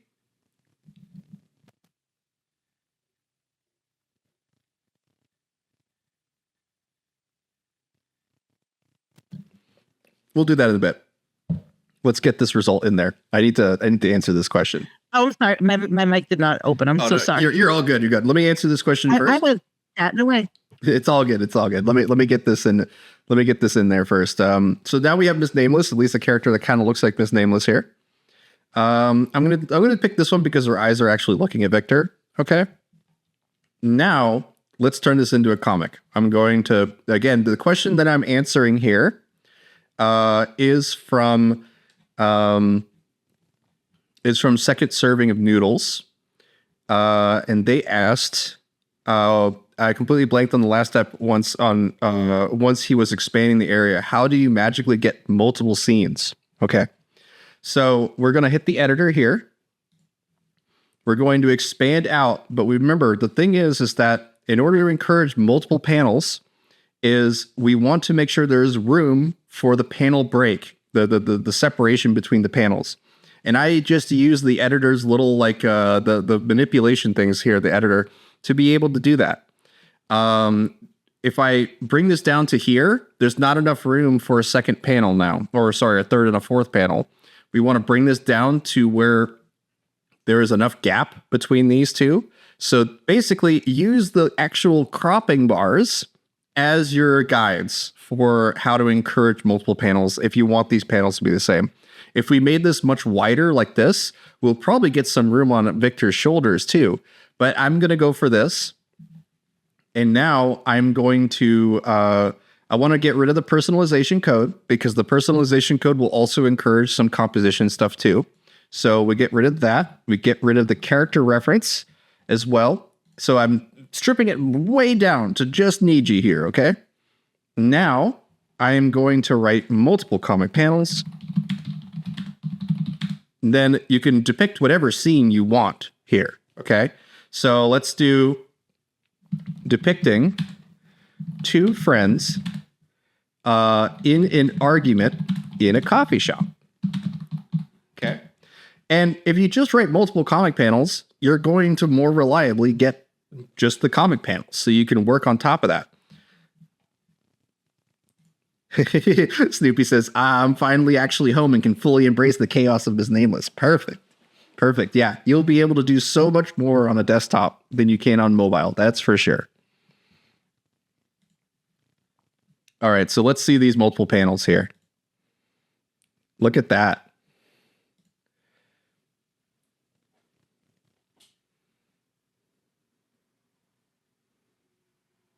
Now I'll use the website and Discord. Yeah. The best part about using Discord is the collaborative element to it. Okay. Like that I cannot understate how important that is to be able to collaborate. That's why I keep using the Discord. But the website really gives us a lot of ability to create with intent than we had before. So look at these 4 panel results that we have here. I like the Victor one smoking. But if we now say, take this one here, we now go to the editor and let's go ahead and just get Miss Nameless to be as accurate as possible here. I do like the fact that her arms are visible here. So I'm going to try to include that here. It is Victor's mouth necessarily. I think that's more Victor's mouth than it is Miss Nameless. Let's just go ahead and select all of this here. I use the mouse wheel to quickly change the size of the brush with the new editor. Okay, but I want to make sure that I include at least a little bit of this background here so that we can kind of encourage this to be a leaning over, sort of barking at him kind of statement here. Okay, so let's go for that. And I love how I tried to fit some text in there too. But the main thing I need to do here though is I need to grab Miss Nameless as character reference. Copy that. Paste it, and then hit character reference. And we will now submit this as is. We just need to make sure the character reference is in there. And we'll see if we're able to get her to be in represented through multiple panels here. Okay. So we definitely did not get the direction that we wanted for Miss Nameless on the top and bottom frame here. That's to be understood. I mean, that's understandable because we are inpainting a lot of area. And, I've been told that people learn more from my mistakes than anything else. So this is probably good for you guys to see. So let's go back to the editor here and let's use the new restore function, right? It just basically lets us more selectively replace things. So let's go ahead and put Victor all the way back in here, like so. And what we're going to do is we're going to try to encourage only Miss Nameless on the top here getting replaced. So this will preserve her arm here. And let's see if we're able to get just this top frame done. And then we'll add panel breaks to it afterward. Let's see what you guys have been saying while this is rendering here. Can we know the smoothie vibe today, boss? It is a strawberry banana revitalizer, which is like protein shake and everything else that's in there. I never really eat enough food, so this is part of my meal for today. Okay, there we go. Okay, sweet. All right, so we have something with long sleeves here. It's a little bit longer sleeves than what Miss Namely has, but like I am liking this result though. Let's go for something like this. Okay. And then we can encourage the outfit to be now the red outfit by just by using the brush tool and selecting this whole area here. And, yeah, let's just go for this one here, trying to repair her dress first. And then we could even have, because she doesn't really bark like this much. I don't really see her talking like that much. So let's go ahead and just select her face here too. I'm going to cancel this one.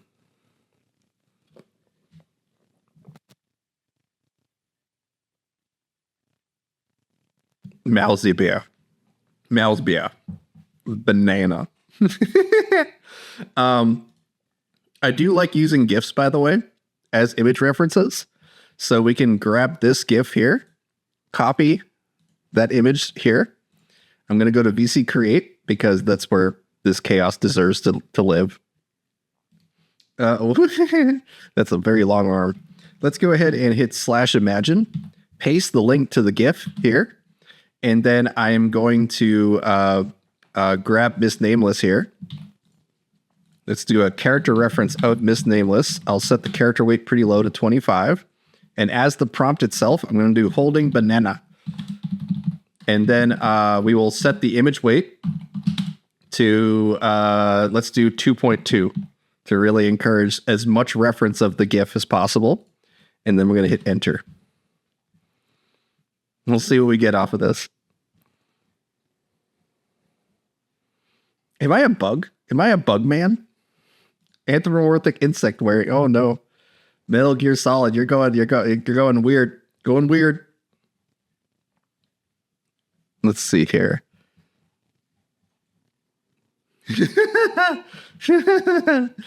Okay. All right. So here's the banana reference. I'm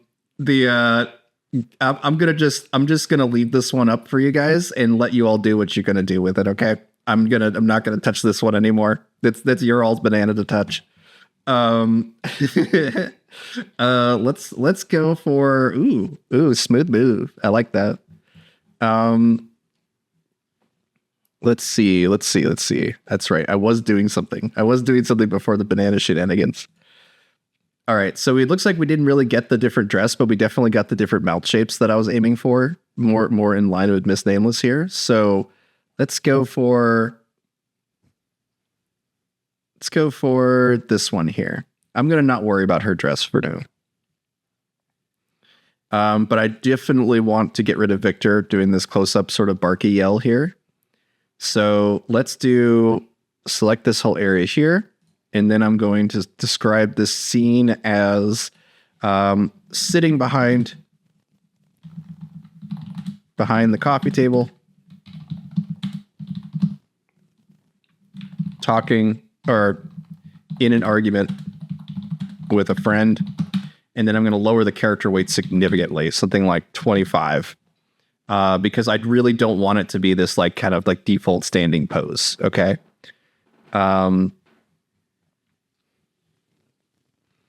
Ooh. What are you guys doing? You're serving noodles. You're doing some really fun stuff here. That's awesome. This looks like Fooly Cooly. Like whenever Fooly Cooly kind of like went weird and like did all sorts of weird sort of line work and stuff, like would be inspired by South Park and whatnot. This looks like it to me. That's awesome. She's in a banana Halloween costume. I love Fooly Cooly. Oh yeah. Fooly Cooly is some of the best stuff. And you know, you wouldn't have animation studios like Trigger if it wasn't for Fooly Cooly. Getting me to eat a banana, by the way, is dangerous territory, Agent. Just letting you know.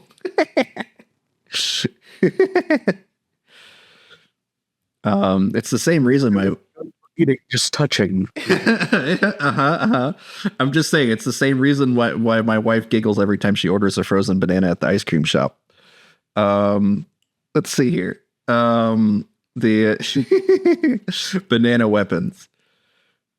Yes. It's impossible that anybody eats a banana worse than my son's dad, who likes to unhinge his jaw and stare at me from the doorway while he does it.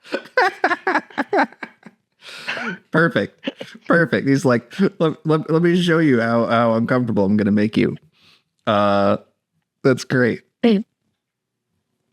All right, let me hop on over to our editor here. Nice. Okay, so this is way better right off the bat. Look at her. We even got her behind the desk here. Perfect. All right. So we can kind of pick one that makes sense for our like kind of like what we're going for here, which is just two people talking at the coffee shop. I'm gonna go for let's go for this scene here. And now that we have her dress properly represented down here, we should be able to now encourage that result even more for the dress that's up here. So let's go ahead and select this area here. I'll even select some of the weird text that we got down here. This is kind of like my cleanup stage, like where I'm just kind of going in and fixing things. And if I wanted to, I could even direct this as well, but I want to kind of increase the character weight to let's switch that to 85 so that we can try to repair some of this stuff that's here. I'm even going to select her top here and make it so that we can kind of get a little bit more accurate to the outfit for Miss Nameless. So let's go ahead and submit this. See what we get. Did you want to do the announcements then, Kinky, while this is running? Now that I have both of my microphones unmuted, I would absolutely love to. Okay, great. Hello. My name's Kinky Kong, and I'm here to give you some announcements. I didn't know if any of you know this, but we have a new calendar, and I'm going to link it in the chat. We have a new, more reliable calendar that will get you to the events that like we put up. Clarinet and I, and Victor's on there too. Blue.ma/midjourney is the address. And I'm going to get that linked for you right now. Also, I don't know if you guys are around this weekend, but I would love to see you at the battles of prompting. That's prompt battles. If you didn't know, we do that every Saturday and Sunday for about 18 hours a day. You don't have to stay for the whole thing. You can come and not talk on the microphone. You can be as antisocial as you want to be. But if you play and you win, you'll get fast hours. And if you play and you don't win, you'll get fast hours. So you should come and play. I mean, you can make new friends. You can learn how to prompt things that you never thought you would. Learn how to prompt outside of your wheelhouse. It is a very, very, very good experience for most people. And it's hard to get rid of them once they start. And not that I would want to. A lot of the people in here who are prompted alongside you right now will be there, just as quiet as they are right now. But some other people will talk because people are different and do different things. And I guess that was my whole announcement. Yeah, Jetters is a quiet one. You can hardly get a peep out of him. But I hope you come either Saturday or Sunday. I am linking the events from the Midjourney calendar in the chat so that you can see what time these things happen in your neck of the woods. Each round takes about 15 minutes where we prompt the idea of another person and our own styles, and we come back and show each other what we got, and then we vote on it for 2 minutes. And then after the 2 minutes, the person who won that vote comes back and tells us what to do with the next 10. It's fun. I think that's about all I had to say. Well, thank you so much for that, Kinky. I definitely. Well, thank you. I appreciate the little smoothie break that I get while I'm doing it. So my throat appreciates it. I was trying to stretch it as long as I could for you. Thank you. Let's see. Promptober, right. That's definitely, I feel like when it comes to especially diversifying our results and stuff, it's really fun to do Halloween related stuff. It lets us expand the characters in ways that we're not really expecting. We can even do that with Miss Nameless here if we wanted to real quick. So I just want to kind of recap really quick though. I tried to get her to actually slap Victor here, right? It didn't really work the way I wanted it to, but we were able to repair her outfit, kind of bring her dress back in there and just start to do as much as we can inside of Midjourney. With this specific one result we got, frankly, it's just a lot easier to keep re-rolling the initial comic result until you get one that really works for you. Or you start to use Miss Nameless as the expansion or like as a character reference, which is something I told you guys not to do. But I want to show you guys what that result looks like here when we do. So let's grab her character reference here. Again, because the editor saves everything that we did before, we still have our expansion, right? So let's add her character reference in there. Make sure it's listed as a character reference. And first, I'm just going to submit this as is, but I'm also going to submit one with a really low character weight. So let's do 25. If we did 0 here, it's just going to preserve parts of her face. So let's do that too. And this is why I was recommending not to do the character weights, the character referencing for doing the comic expansions, is that it breaks the actual comics, right? You can oftentimes get something that is useful, sure, but in terms of trying to get it to where it actually, recognizes that these are multiple comic panels, character referencing is so powerful that it rarely does. But it is very useful for getting stuff in style. Like I really love this sit here that she's doing. Okay. We might be able to use some of this stuff, but now let's see the one with the character reference set to, this is one where it's set to 25, and notice that here we got the breaks here. Okay. We were able to preserve some of that. I really like this profile view of her. We got some nice chatting going on here. And let's see here. Let's go back up to now character weight of 0. We even have her at the coffee table. Okay. This is great. This is great right here. Let me go ahead and copy this one over for you guys. So I'm going to hit copy job ID. I'm going to go to the VC create. And oh my God, there's so much stuff. I really need to go through the stuff that you guys have already done, but I want to show this really quick. We're going to hit submit, but this is actually a job for Snoopy Time Lord, by the way. Your homework is to go through this stream, is to go through the VC create and find your favorite stuff and show it off, because it'll be hard for me to do that, but we do have a link to it inside of our server. You can find that by going to Gnarly Studios, scrolling down, go to stream content, and I Troll For You does a great job keeping up with everything here. You have the chats and the prompts. You can just click that link and start deep diving. Awesome. Yeah, I'm glad you're going to do the deep dive, man, because that's going to make it really worth it for everyone here to see all the work they put into making your character like super big. And then you could share it inside of your Miss Nameless prompts here. Lolasoon sharing his comic already inside of here. So that's awesome. So let's go ahead and grab this result that we got here and show it to you guys. So look at this. We have Victor and Miss Nameless talking to each other. Different angles, by the way. Like it flipped it around, but that's something, again, we could fix that in Photoshop really easily. So it's really fun for us to start to set up what's kind of happening in the scene. What are they talking about? What's the disagreement? What's the argument that they're having? Okay. If we wanted to preserve this close up, we could, but I'm just going to do this inside of Discord for you guys really quick so you can see what I'm doing here. I'm just going to select this entire lower half here, something like this. Make sure I select the midsection here, like just a little bit of the ears. I want to make sure that's all selected. Multiple comic panels depicting two friends in an argument over coffee. And now I'm going to get rid of the character reference, seeing as we have so many examples of the characters already in here.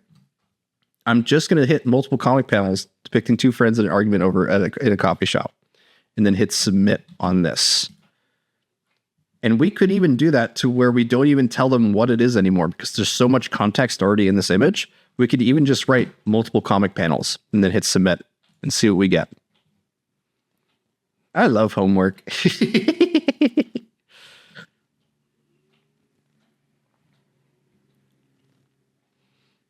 Causing fires. Yes. In fact, on our server, she was causing quite a lot of fires. That was funny. All right, let's see what we get off of this. Okay, so for multiple comic panels, with two friends in an argument, look at this. We have a sort of like conflict where the characters get merged together, but they have this sort of distinct, what is it, like two people facing each other. But now I want to see the result where it's just saying multiple comic panels, where we're not saying it's an argument, it's a discussion, anything like that.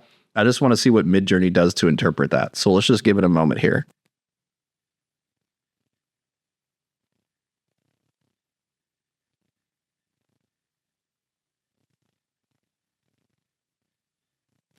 All right, look at that. So now we have more accurate to, potentially Victor sitting at a table or anything like that. It's like, it's amazing what we can do just by saying, I want multiple comics here. I want multiple panels, that kind of thing.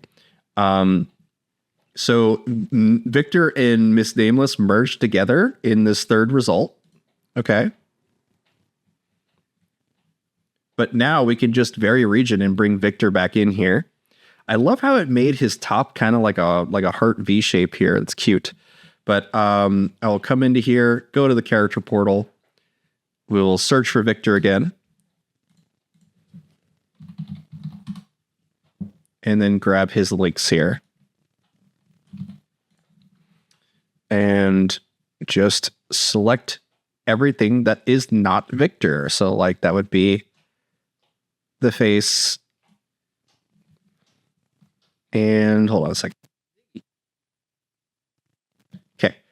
And I want to make sure I preserve as many of those hands as possible. So I want to just kind of come into here. Just focus on the hair and the pointy ears, because that's definitely Miss Nameless. I want to make sure that this is Victor. And then I'm going to paste the character reference for Victor. And then I'm going to give him an expression here. Okay, Ziggy. That was my dog Ziggy coughing up something just now. Ziggy, you okay? Ziggy. He's fine. He's fine. So let's give Victor an expression here. So let's see here. Bored and done. I'm boring now. Let's not do bored. Let's do angry and disgruntled. It's a little more fun. Okay. And I'll just hit submit for this for now, but we probably want to lower the character weight.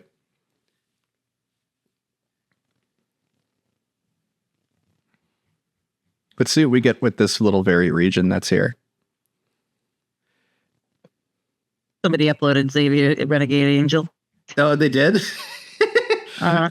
Yeah, Xavier as a character reference is expect a lot of wonkiness out of that, I promise. I promise it's not going to understand Xavier much at all.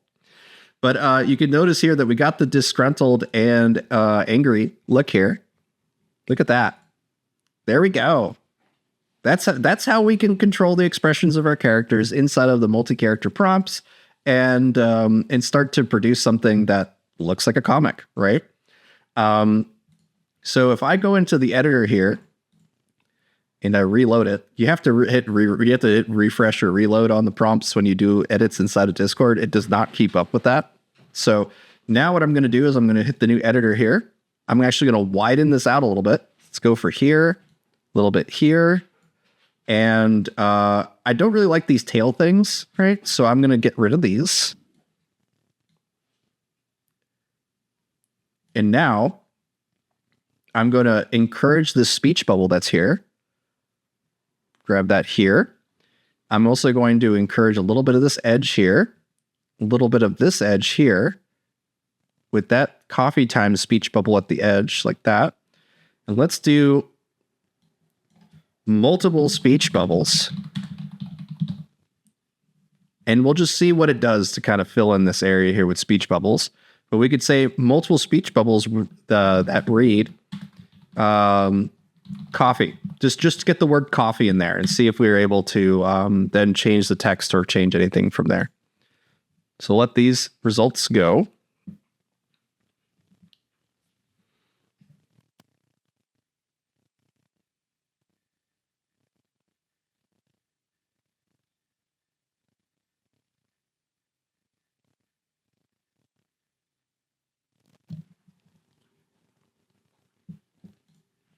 All right. So we have coffee, coffee, coffee. Okay. So at this point, I want to see which one I want to encourage here. Look at that. We got some nice panel breaks on the edge here because I didn't write anything inside the speech bubbles. I just said, hey, give me some speech bubbles. Okay. So I'm going to go with, yeah, let's go with this one here. And now I can just kind of copy and then say like speech bubble that reads, it better not be decaf. Okay. And then I'll get rid of the character references here. I should have done that earlier. And then hit submit. I didn't really need to write multiple either, but Midjourney should figure it out. It should figure it out. And then we'll hop back and start changing up the game again and see what you guys want to do. Yeah, it's not really going to do what I want. It's all good. It's all good. I too forget to delete references. It is super important to delete the references. That's actually what I did wrong on both of these results up here. So if I go back to the editor here, I got to delete all these references that read coffee and then a second speech bubble that reads, it better not be decaf. And I'm going to just encourage this whole area up here or down here and then hit submit on this. And we'll see if that's able to do what we want. And then we'll hop ourselves back over to VC Create and check out some of the stuff that you guys have been doing. Because I'm seeing like Lego Miss Nameless. Like, oh my God, that looks amazing. I love changing the mediums. It's so cool. If you want to do Halloween costumes, we did this on the last stream. Jackie Daytona taught me. Nice. Name Wars. Oh, that's her back. She's pulling a poltergeist. Oh, sorry, the Exorcist, and stretching her names. Well, okay, all right. Let's grab Miss Nameless's character reference here. I want to show you guys how to make custom costumes for your characters. /imagine --cref and then paste the link. I'm not even going to worry about doing Niji. I'm going to do this inside of version 6.1. We're going to do a Halloween costume. And because I already have done this so many times, I know that it tends to give us witches. So I'm going to say --no witch. And we'll just go from there because I'm curious what it gives us for a Halloween costume with no witch, but we need to make sure that the character weight is either 0 or near to 0 in order to really get this effect. Okay. So we'll say --CW and then hit the 0. And what this should do is should encourage some Halloween costumes for Miss Nameless. Oh, whoops. That was a Discord link. My bad. Let me grab Miss Nameless here. Boop. And replace her character reference with a proper link. Like so. And then we'll hit enter.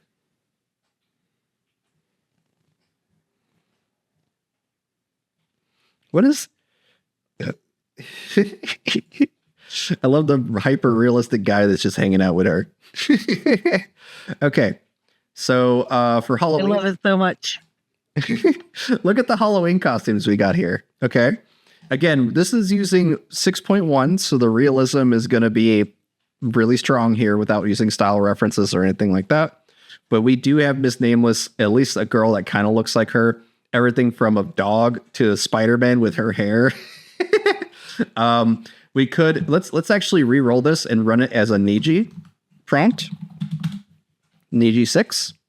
And that will probably encourage it to be a little more cartoonish and fun for that. She is wearing a pumpkin onesie. You definitely need to lower your character weight for that to happen. So if we re-roll this and then lower the character weight to something like 10, and then we'll see what kind of comes up out of that.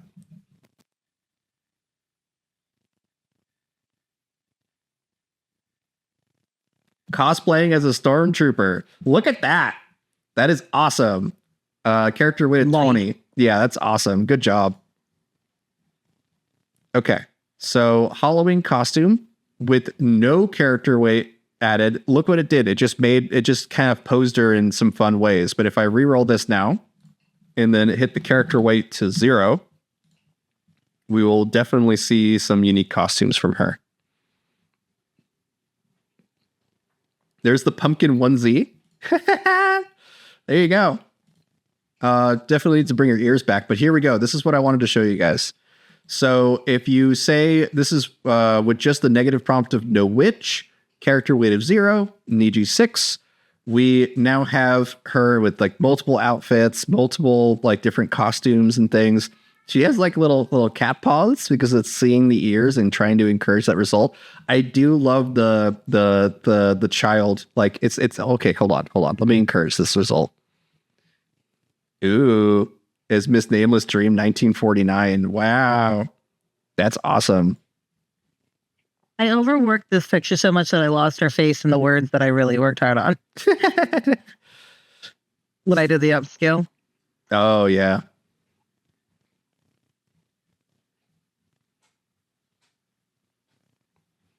Oh, it says Miss. Oh no.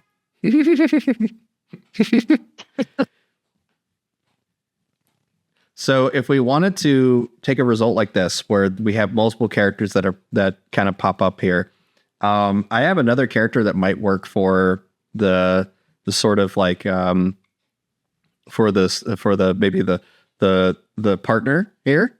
So let's go ahead and grab from my character list here. I'm actually going to search for. Let's see if we have Vicky here. Okay, Vicky is not on the list here. So let's grab. Is she really not on the list? All right, I'll have to include Vicky later then. I do have Vicky saved on my Discord, so I can show you guys how to bring up characters or how to save characters in your Discord account. If you want to use Miss Nameless again in the future or anything like that, we can use /prefer to save our character links. Okay, you want to make sure that these are Midjourney links and not Discord links. So I'll explain that here in a minute. But we can do /prefer and then option set. And now we're going to do we're going to say Nameless is her name, right? That's what we're going to set the option to. Hit plus more. There's going to be a value function. We're going to click on value, and then we'll grab her link. And you'll notice the link says cdn.midjourney.com. That's what's super important, because if it says Discord on there as the link, that link might expire or will most likely expire. So as long as it's a Midjourney link or Midjourney links, it will not expire, and you'll be able to keep your character inside your Midjourney account. And now if I hit enter, that replaces every time that I write -- nameless inside of a prompt, it'll replace it with that link. So I'll just give you guys a quick example of that. /imagine dirty dancing. And then -- nameless. And then we'll add an EG as well. And you'll notice, boom, it replaced -- nameless with the link. This works for complete prompts too.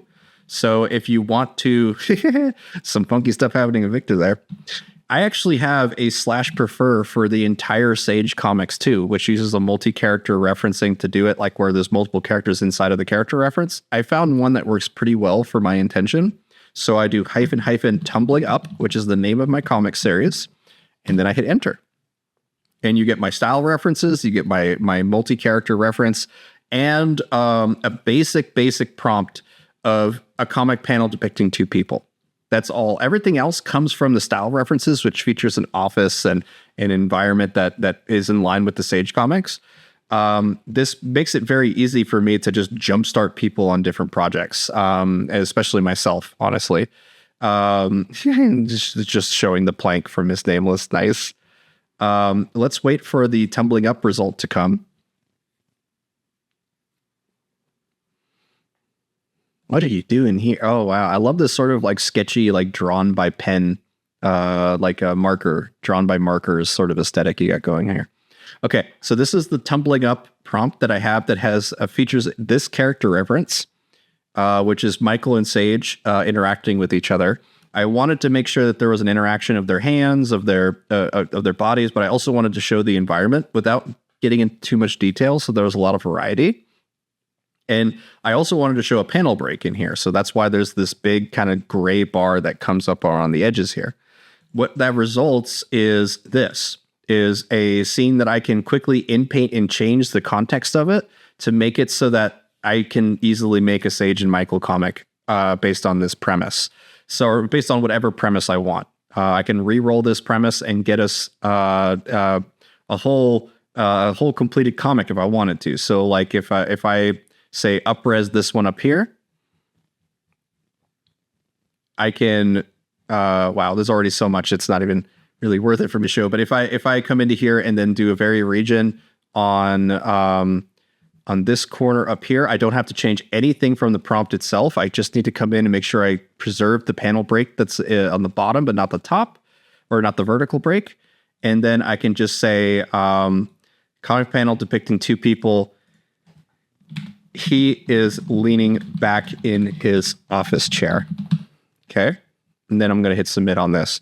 I could also swap that out with Michael's actual character reference as well, but it tends to be reliable enough that I can just submit this and go with it from there. Oh man, there's so much Miss Nameless stuff to go through, guys. I'm excited to do it, but I'm also a bit intimidated. This is probably going to be multiple days worth of work for Snoopy Time Lord to get into all this stuff. I'm excited to see what he's able to build out of it, though.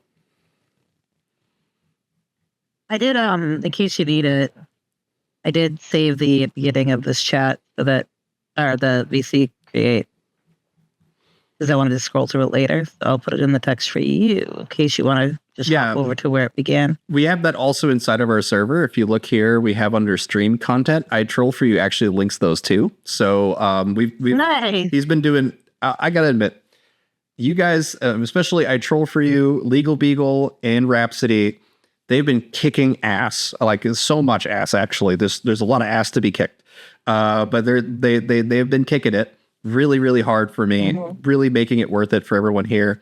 And just thank you guys so much. The mods really make this a huge difference when it comes to just how functional and how useful this stream is for people.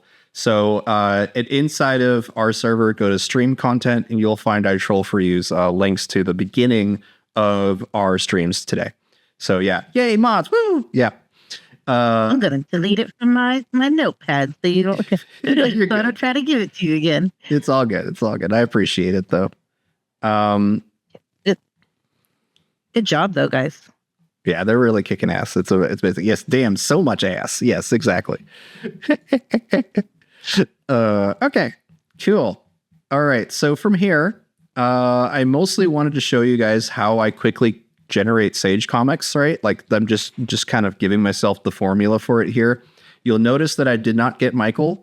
I'm not going to focus on the Sage and Michael comics today. I just wanted to show you guys the power of using /prefer to save your prompts, because it means you can quickly bring things back up without having to have notepads and save everything ahead of time.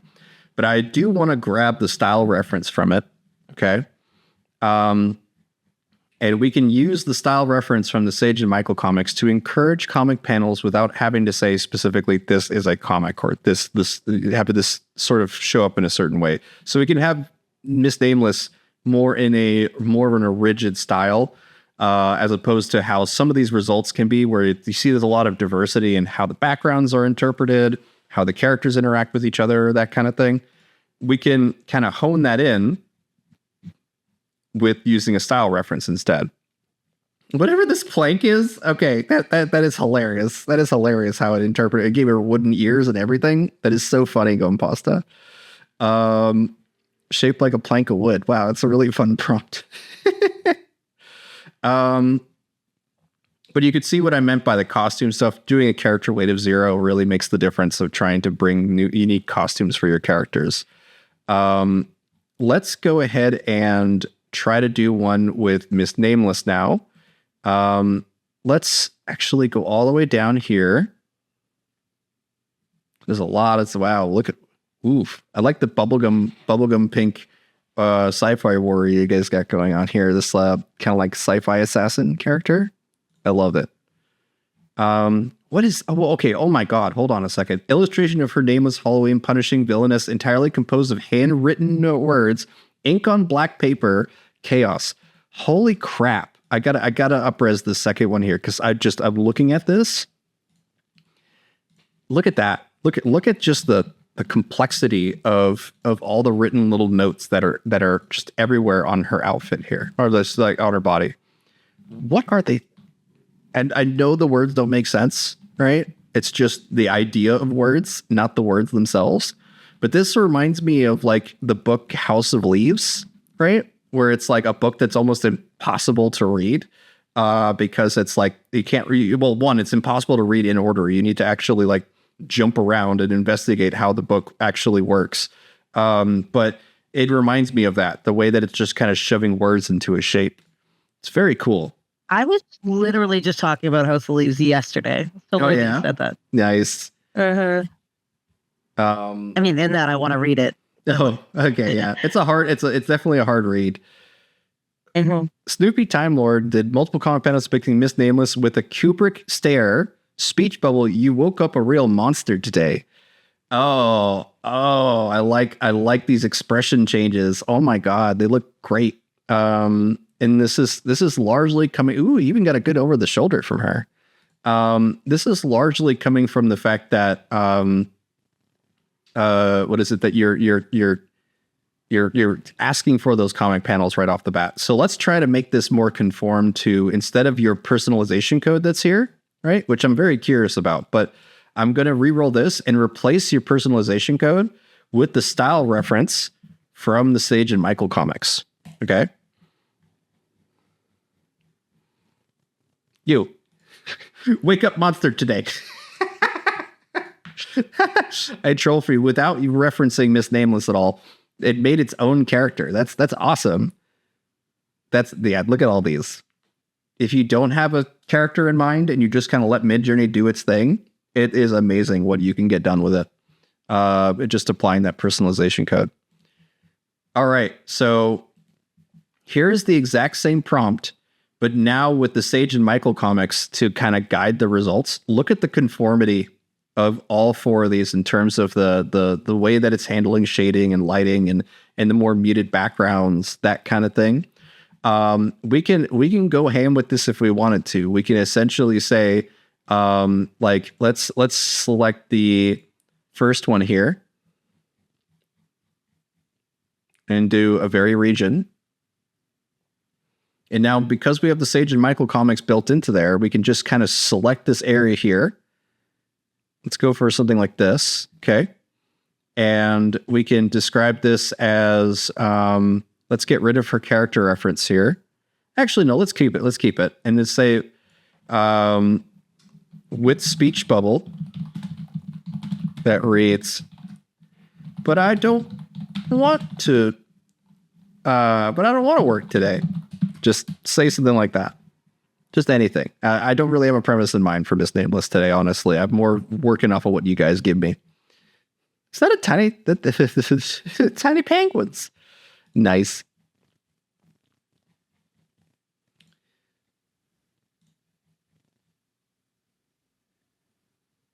Is Debbie making an awkward penguin comic in the middle of a class about Miss Nameless? Okay. So now look at this. We have, because of the first panel, it's spawning off of that first panel and drawing it with the character reference. It's basically making her kind of like shy and introverted and all that kind of stuff. Except for the third one there. She's just kind of grr. But I don't want to work today. Hey, let's do, okay. Wow. Okay. This one is with a personalization code from Lolo Soon. It's probably using their comics. Yeah. Lolo Soon's comics are amazing. So it's using Lolo Soon's comics instead of the Sage comics. And you can see that you're getting that sort of like a high sci-fi aesthetic that Lolo Soon's comics have. You're getting that now applied to Miss Nameless here. And that is just awesome. I mean, look at the tear duct eye, like zoom in that it did here on this one. Look at the eye. Look at the eye with the tear duct on the corner there. That's just amazing. Super, super cool that you're able to get this out of this. And so feel free to like mess around with all the different like codes and stuff that you're seeing people using here, particularly the style references. No good will come from this.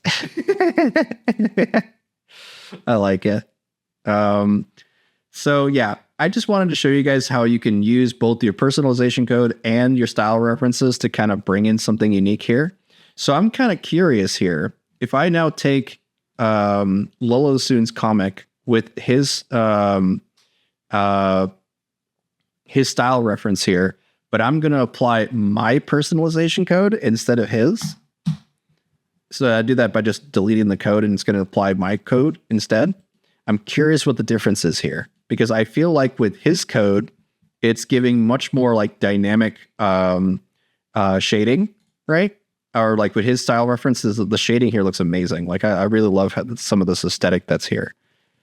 Like, look at this. Look at the different angles we're getting on Lolosun that I have not seen from you guys yet. It's all coming from the style references from inside of Lolosun's work. So that is awesome. Yeah, definitely fire. Definitely fire on that. But now, by applying my personalization code to it instead, we are, I would assume, getting a bit more cleaner line art, or like less shading of the characters and more of a cleaner like composition, without necessarily being, it's basically less dramatic, but man, that looks great. I mean, like it's super fun what we're able to get out of this right off the bat. Try again with a maxed out style or with a maxed out style. Sure. Let me try that again. So we will set this from 250 to 1000 on the stylization, and then we'll go from there. Look at your personalization code serving of noodles. It's way more chibi. That's awesome. That's great.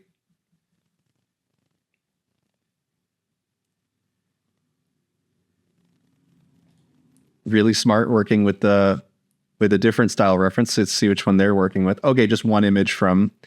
Nice. Snoopy Time Lord going hard on that one.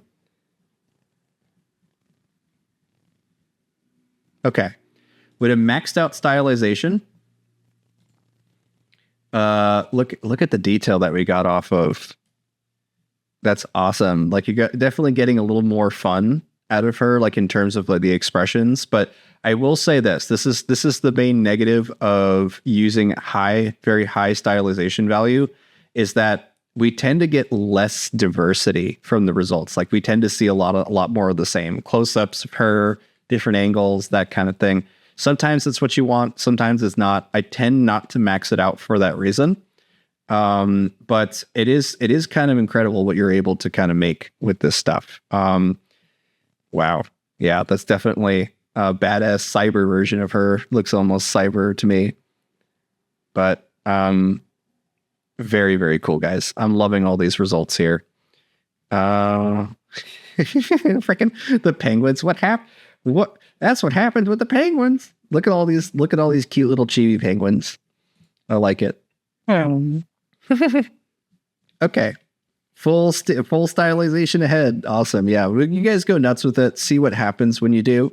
Setting the stylized to 1000 will definitely do some wacky stuff to your stuff, to like, it'll make it look really pretty, but it is certainly true that you tend to get an over beautification. Like, there's too much beauty. If that makes sense. But you can really begin to tell Miss Nameless' story here by setting a stylized, or setting your style references and then moving forward with that. So like, I really like this one. You woke up a monster today, and then she's getting out of bed, right? Okay, perfect. Okay. Let's edit this one inside the editor, because I really like this result. Okay. So come into here, I'll hit Midjourney.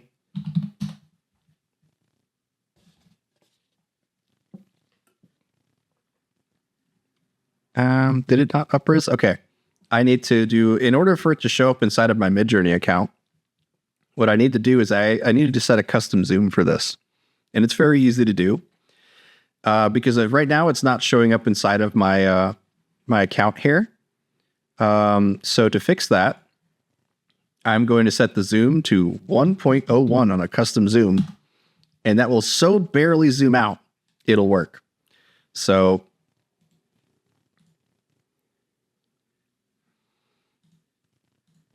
freaking 8-inch showing a plastic bag floating in the air. Yeah. But by doing the zoom 1.01, you're going to get 4 results that look extremely similar to each other. Okay. So let's let that render out here. And the reason why I'm doing that is because I want it to show up inside of my Midjourney account so I can use the new editor with it. So let's just give it a moment.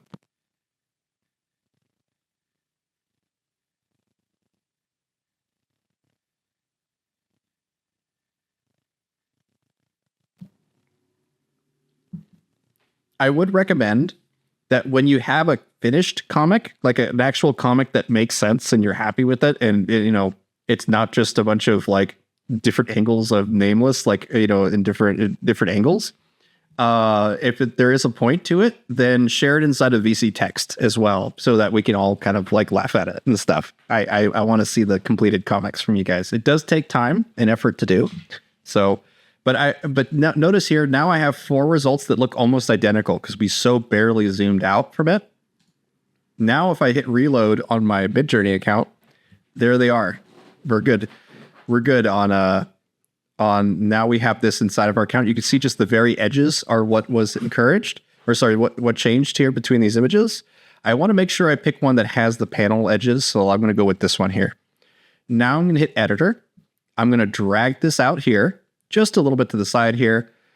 And then let's make a joke about her not wanting to get out of bed or something like that.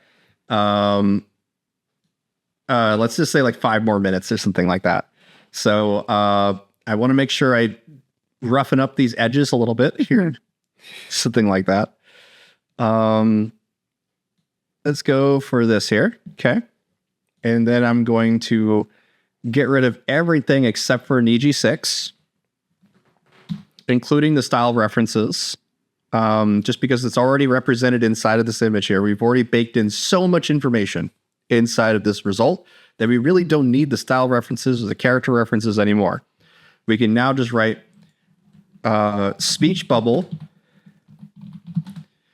that reads, let's see, you woke up a real monster today, but I need 5 more minutes.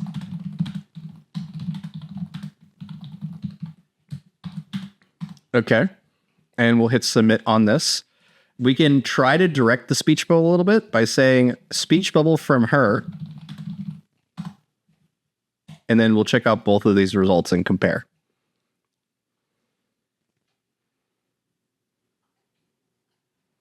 Oh, it seems like it's wanting to continue her. We'll see what this does.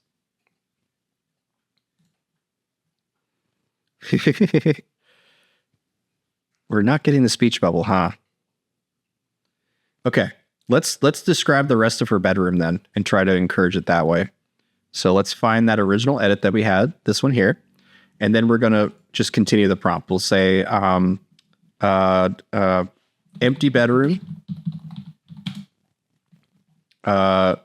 comic panel. And the thing is that I think that it's coming from the fact that, like, maybe because I roughened up the edges, I don't really know. I'm going to just select a little more of this edge because I'm trying to encourage that this is just a continuation of this panel. So let's do comic panel.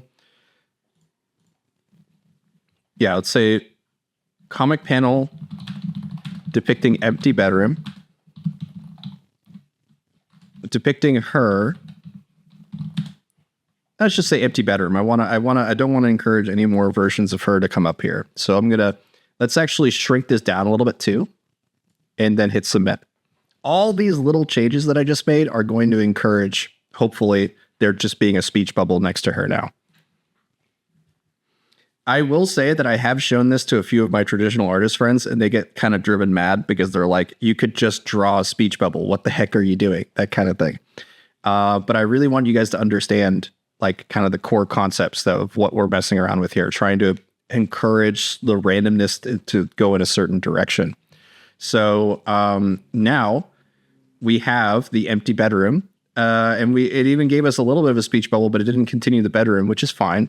So let's go for one of these results with the bedroom. So I'm going to say, yeah, let's go for this one here. I'm going to hit editor again. Because we saw that it did make a successful speech bubble, I'm just going to select the edge of this curtain here. Let's restore that, actually. Something like that. Okay. And then I will erase everything coming up to the right of her here, including the window frame edge. Just like this. And then I'm going to just submit the speech bubble portion of this prompt. Because now we have the empty bedroom taking up the rest of the shot. We should be able to just say speech bubble from her that reads, but I need 5 more minutes. We're almost at 50 people on the stream here today. That's awesome, guys. Anytime that we get like anytime we get like a concurrent number from you guys that goes over a certain benchmark, we get pretty excited. Feel free to bring your friends in here, invite them in. Anyone can watch the streams here. Just only members of Midjourney can participate with VC Create. Oh, hey, Boken. Good to see you. I saw you earlier. I just didn't shout out to you yet. But let's see. Okay, but I need more minute. You get what I'm going for here. We actually got the result that works for us here. So I can now come in and get rid of just the text portion of this and try to encourage a larger speech bubble. So speech bubble from her that reads, but I need 5 more minutes. Speech bubble, let's do large font speech bubble. And see, because I included the tail and a little bit of the bottom of the speech bubble, it should basically just give us 4 different speech bubble options here. We'll see what it does. You stop her. Like, it's just this character in particular that I have an issue with. Like, whenever I try to make this Nameless, and I kind of overdo it, her head gets all wacky and big. I'm trying to put her back in. Like, what control would you use? Like, what parameter would you use to kind of keep it down? To keep shrink her keep head it down down. a little bit. Yeah. It is hard to get rid of big head. I will admit that whenever the character goes too big, it's hard to bring it back in or dial it back in, right? I think that, at least for me, what I tend to do is I tend to bring in I tend to remove the character reference entirely and try to describe I can see the big head thing that's kind of going on here with you here. So let me kind of come up to your prompt here. Let's do a vary region on it. I'm going to select as much of her head as possible here without going bigger. Okay, so let's actually bring this into the, no, I'll do this inside here. I know it's super small, guys, but what I want to do is I want to grab as close as possible to the hair and head and ears and all that stuff. I want to be as close as possible because we're trying to encourage this result to not be as big as it is right now. So I'm going to remove the character reference and I'm just going to say flapper girl, just anything to just encourage a more realistic proportions from her. And then we'll see what those results are. And then after that, I'm probably going to take my time. You forgot to write /imagine on there. I saw you already deleted it. Okay, so let's see the flapper girl result that we have here. Okay, so now we have a much smaller head again in here, but it is all very dark hair. So let's do. We want to kind of encourage the white hair because that's going to make it a little easier to work with later. Whoa, Hillgarden, what are you doing here? Hillgarden. Oh, it's Spooktober. Oh my God, these are great Spooktober results. I love this. Okay, I'm definitely up-resing the 4th one and the 3rd one. Are we going trick-or-treating? Oh my God, look at the eyes. Look at this is great. I love it so much. It's so good. Oh, look at the evil. Look how evil all this is. This is so evil. I love it. That's so freaking cool. The green vibe is so good. Yeah, how did you do that? Let's see. What are your style references? But I kind of want to steal that, make a style reference out of it myself. Look at this. Look at all these. Look at all these. Okay, I can see where you got the green from. Oh, wow. Yeah, no, that's awesome. Yeah, definitely steal this. So if we wanted to steal it really easily, we can copy the style reference, /prefer. Okay, option set. Now let's go for spooky. Let's just call it spooky. Okay, and then +1 more, fit the value, and then paste that. And now we are also going to include the style reference as well. Okay, so like the sref code parameter, I'm going to hit enter on here. And now I will, let's do, it's awesome with cref, right? Yeah, it is. So let's do imagine. Let's do trick or treat as the prompt. And I'm going to write CRF Sage Office, which is my prompt for just Sage on by herself, and then hyphen spooky. And look how that auto-fills. It auto-filled the style reference that we just made. It also auto-filled the CREF, but it made it not Niji, so it could look really weird here. So let's go ahead and actually let's take a look. Look at that. So Sage outside of Niji can look a little plain in that way. Like we definitely get some fun results out of that. But let's try it with Niji. So let's do multiple panels, multiple comic panels depicting Trick or Treat.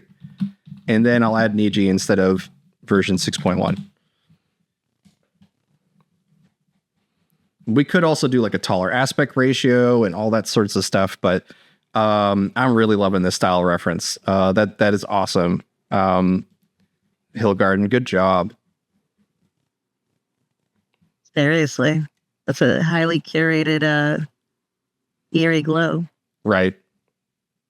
Ooh, that's fun. That's very celestial. Okay, here's our multiple comic panels. Sage with Trick or Treat. You'll notice that Sage is very much in her outfit, like in her business outfit and stuff.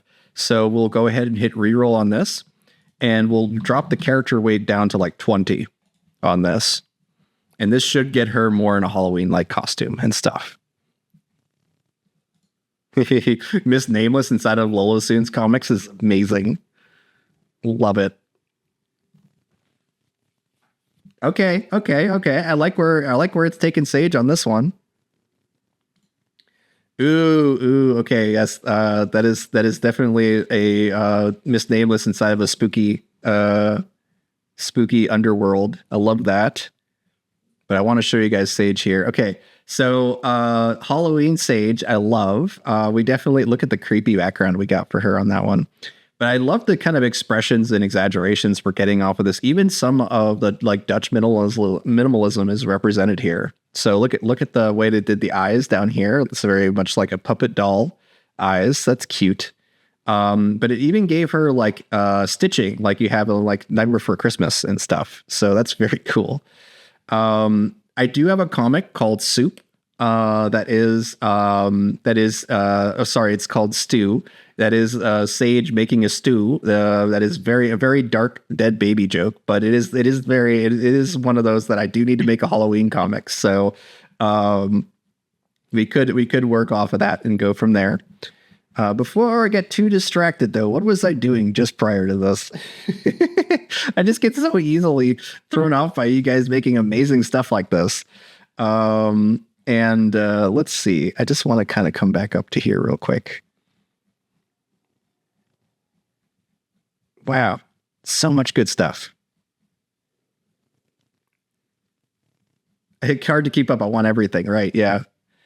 It just really helps to see the results being so similar between the four of them, because it means that you get like really usable stuff. Like you can keep working off of those materials instead of having maybe one out of every 2 or 3 generations being good. You have something that works on all of them. Oh, that's right. I was working on Kinky's thing here. So I want to make sure that I'm actually able to tell her hair here because it's getting lost in the background. I want to shrink her head down, but I want to be able to tell her hair here. So I'm going to hit Vary Region. And to control proportions, it's usually about bringing it back to some kind of realism and then incorporating the anime back into it afterward.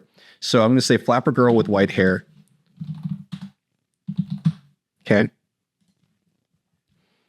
And then we'll bring the Niji in afterward just to see if we can get Miss Nameless to have a bit of a smaller head here. The more and more you in-paint, the larger your in-paint region is, the bigger the head's going to be. It just tries to fill it, maximize the room that it's given to fix that. So when it comes to the issue that Kinky was having with here, look at, okay, we got much smaller hair, much smaller head, all that kind of stuff. Let's go for the first one here.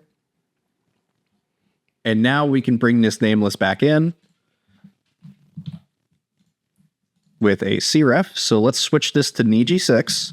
So we get anime, then cref, paste Miss Nameless into here.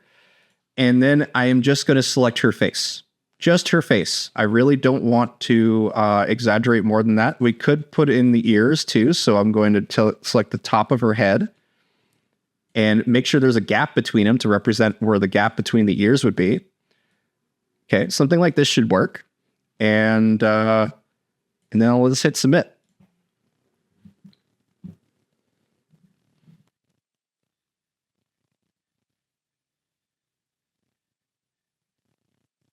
Especially when it comes to shrinking things, it really helps to switch to version 6.1. Yeah, Boken, we were talking about the head. So now look at this. Look how much smaller her head is here. So let's go for... Wow. Yeah, does that answer your question, Kinky? It does. And there you go. And now we can in-paint hair and other details to kind of match her better, however you want to do it, right? So if we were more happy with, say, like the third one in terms of the pose or the expression, then we can just start working on top of this one instead. It's really just a matter of compartmentalizing the image as much as possible, and using a version of Midjourney that makes sense for your intent. So anime is a huge range of like chibi characters with giant heads and weird proportions, to version 6.1, which is largely based on mixed media and realism at its core. So you're really trying to balance these two extremes by switching between the versions while you're in painting. It's such a big help to do that. So let's try to get, I really like some of these results though from you guys doing the Halloween prompts here, and we really got to get spooky, guys. Like we got to get spooky. So I think we're going to try to bring in some characters into a big spooky scene together. Trick for in-painting, you can also zoom in with the new editor as close for good results, then in-paint what you want and then Photoshop the results. Oh yeah, of course. That's awesome. Yeah, for sure. So, and I see that we got Lolo Su's chibi character as well, just kind of hanging out. But what I want to do is I want to grab one of these results of the multiple comic panels with Miss Nameless, and maybe we can get some Halloween. Ooh, look at the 8-bit version of it. That's awesome. It's such a huge benefit for game developers to be able to quickly see character designs done in an 8-bit style. Now, keep in mind, this is simulating 8-bit. It's not actually accurate because each one of these little cubes that are here are not uniform. So it might look like it's like, oh my God, perfect. But when you actually draw this as a pixel art, you'll notice the limitations afterward. It's pretty rare, but you'll see it. We stole your style. Okay, cool. So let's do this one here. And I'm going to do Vary Region. And let's go ahead and grab, we want to in-paint as close as possible to the head as we can to make sure we don't encourage the big head effect, right? I'm going to grab something like this. And then let's go ahead and grab from our character portal. Let's see here. I need to go to... Sorry, I'm kind of bouncing around here a little bit. Let me grab the character portal here. Copy link. Okay. Back at the Gnarly Studios character portal. And let's grab Roxy from Rhapsody here.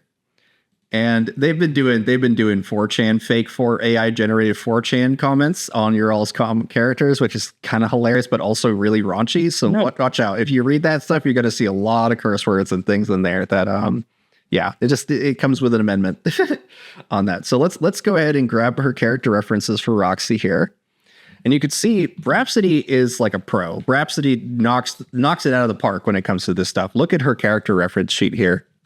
You got a back, you got a profile, you got a front, full bodies, you got cowboy shots, you got what is it? You got headshots. You have multiple expressions on her sheets. It's amazing what work Rhapsody does to really tell not just Midjourney, but you as the creator what the character is like, what the expressions are like, where if she's smiling, if she's being snarky, this is how she looks when she's doing it. That kind of thing. That it's more for you than it is for Midjourney at the end of the day to make these character sheets, because you can end up just selecting any one of these images individually and use that instead. So, all right, so let's go ahead and grab the character references for Roxy. And now we will come into here and swap out the character reference for Miss Nameless. So we'll come into here, paste that, and let's see what the actual prompt says here. Actually, we'll just submit this as is. We'll submit this and see if we can then, starting with her head, then move on to, to the rest of her. I try to compartmentalize as much as I can. Why are you guys doing Playboy pinups? Snoopy. That's getting into dangerous territory here. I will not comment anymore, but yes, it is getting dangerous. Let's see here. Zoom. Okay. All right. So if we notice here, we definitely have Roxy. We have her hat. We have something that kind of looks like her, but it is very, very strict to her right now. I think that what we need to do is we need to describe her a little better.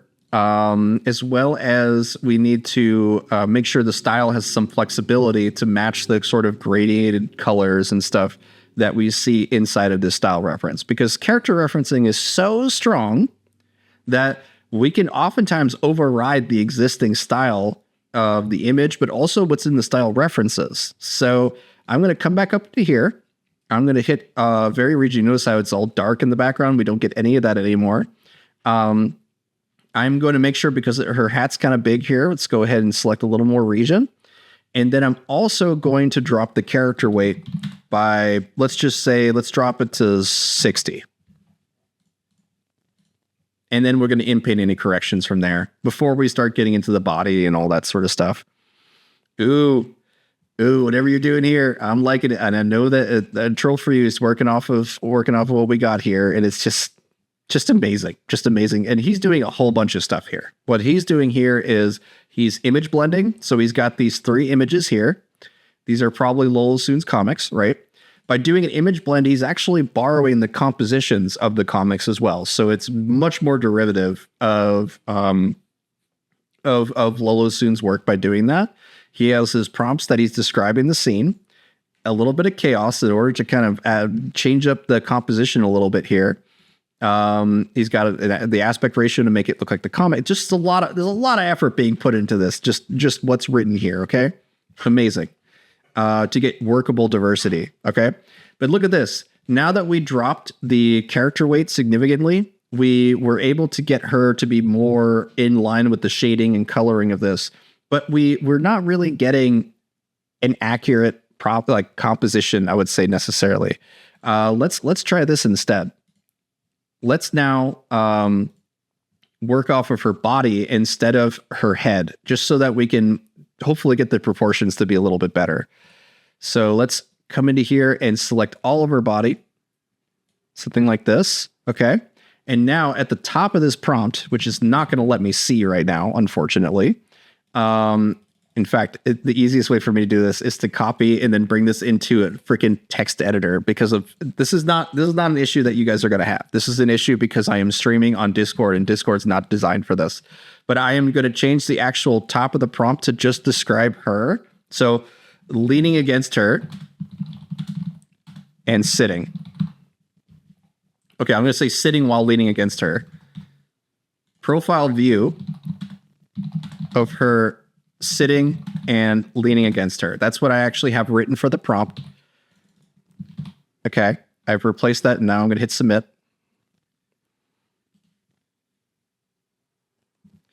And this is what I'm oftentimes doing whenever I'm doing iterative stuff, is I'm just trying to see what patterns I'm noticing and then lean against those or lean into them. It really just depends on what we want to do.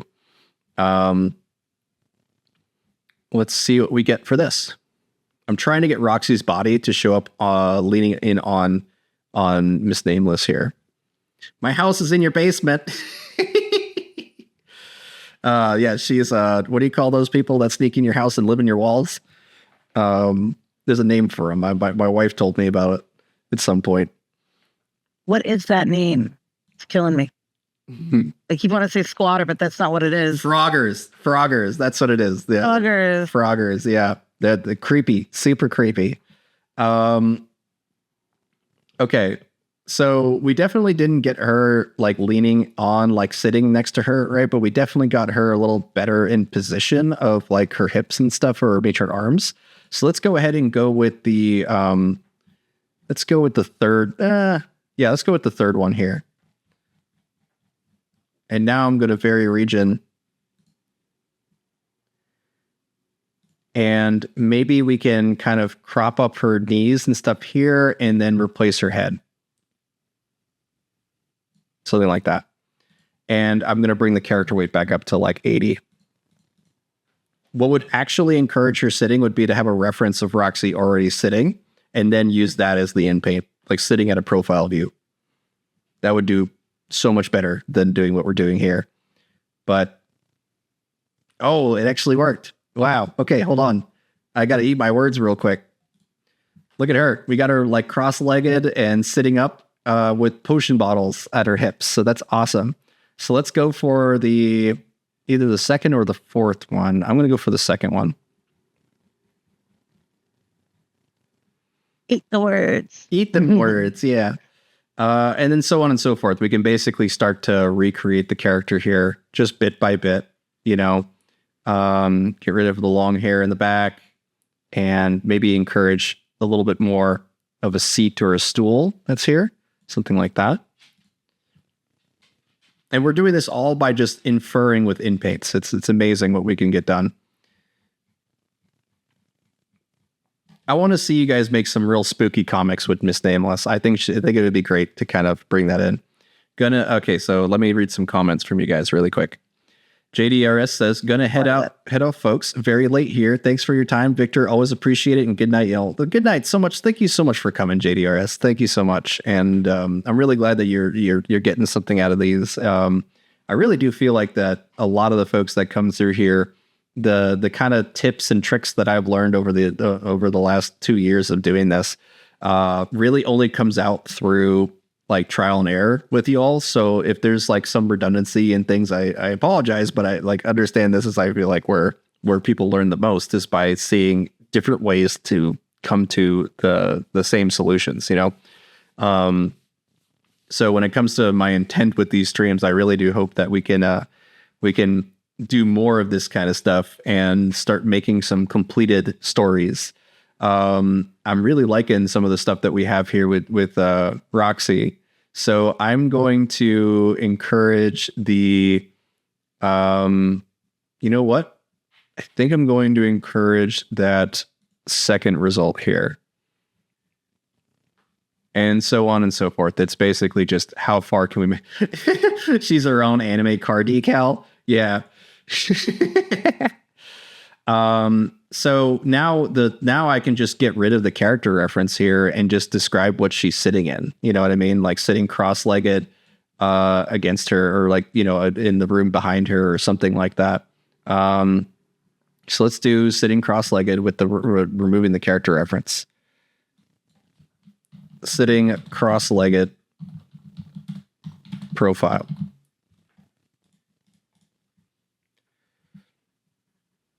Lolo soon. So like the Gnome code and the Sage code, now the Spooky code and the Giga code belong to the community. Yep. I mean, the thing is, I got an error here. Hold on. Let me see what this is. Probably from, why is this erroring out? Hold on. Let me just get rid of the style reference. Let me get rid of everything. Oh, that's right. There's no character weight. Let's get rid of that.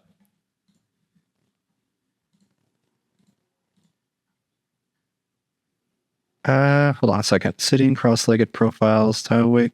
Okay, let me get rid of the style weight. Ta-da! That worked. Okay. So Lolo soon asks about Spooky code and the Giga code belong to the community. Concepts of ownership when it comes to especially Midjourney images is pretty subjective. So I would recommend that you guys do not retain that idea of this is mine, this is the, even when it comes to things like the personalization code, understand that that's not your code. It might feel like it. The phrasing of it implies that this is something that represents you, but the reality is that there's actually a finite number of them. You're only accessing a certain region of latent space, basically. That's made. I've said this in the stupidest way possible, but I'm just saying, like, you don't own anything. We really shouldn't look at this as something that is ours or to have. So everything on the Gnarly Studios server is free for anyone else to use, period. Any sort of concept of ownership that you might have, you are going to be sorely disappointed when it comes to the realities of this situation. It's just the same as calling a random point in space yours. Right, exactly. We really do not have this sense of ownership within the studio, so you guys can just go ham, have fun, make whatever stories you want. What you do own is what you write, as in, like, if you make a short story or something that is like a story about let's just say it's a Western about a girl lost in the desert or something like that. You own the concept of it. You own the writing of it. I will not ask you to take ownership of anything like that. You're just going to have fun and make something with it to visualize that concept. Okay. So, anything that you post to the Gnarly Studios server is going to be treated like any other image. You cannot be expecting people to respect the things that we used to, and just see how it goes from there. It's more exciting to be open-minded on this stuff anyway. So let's take a look at the result of this sitting here. So we have her.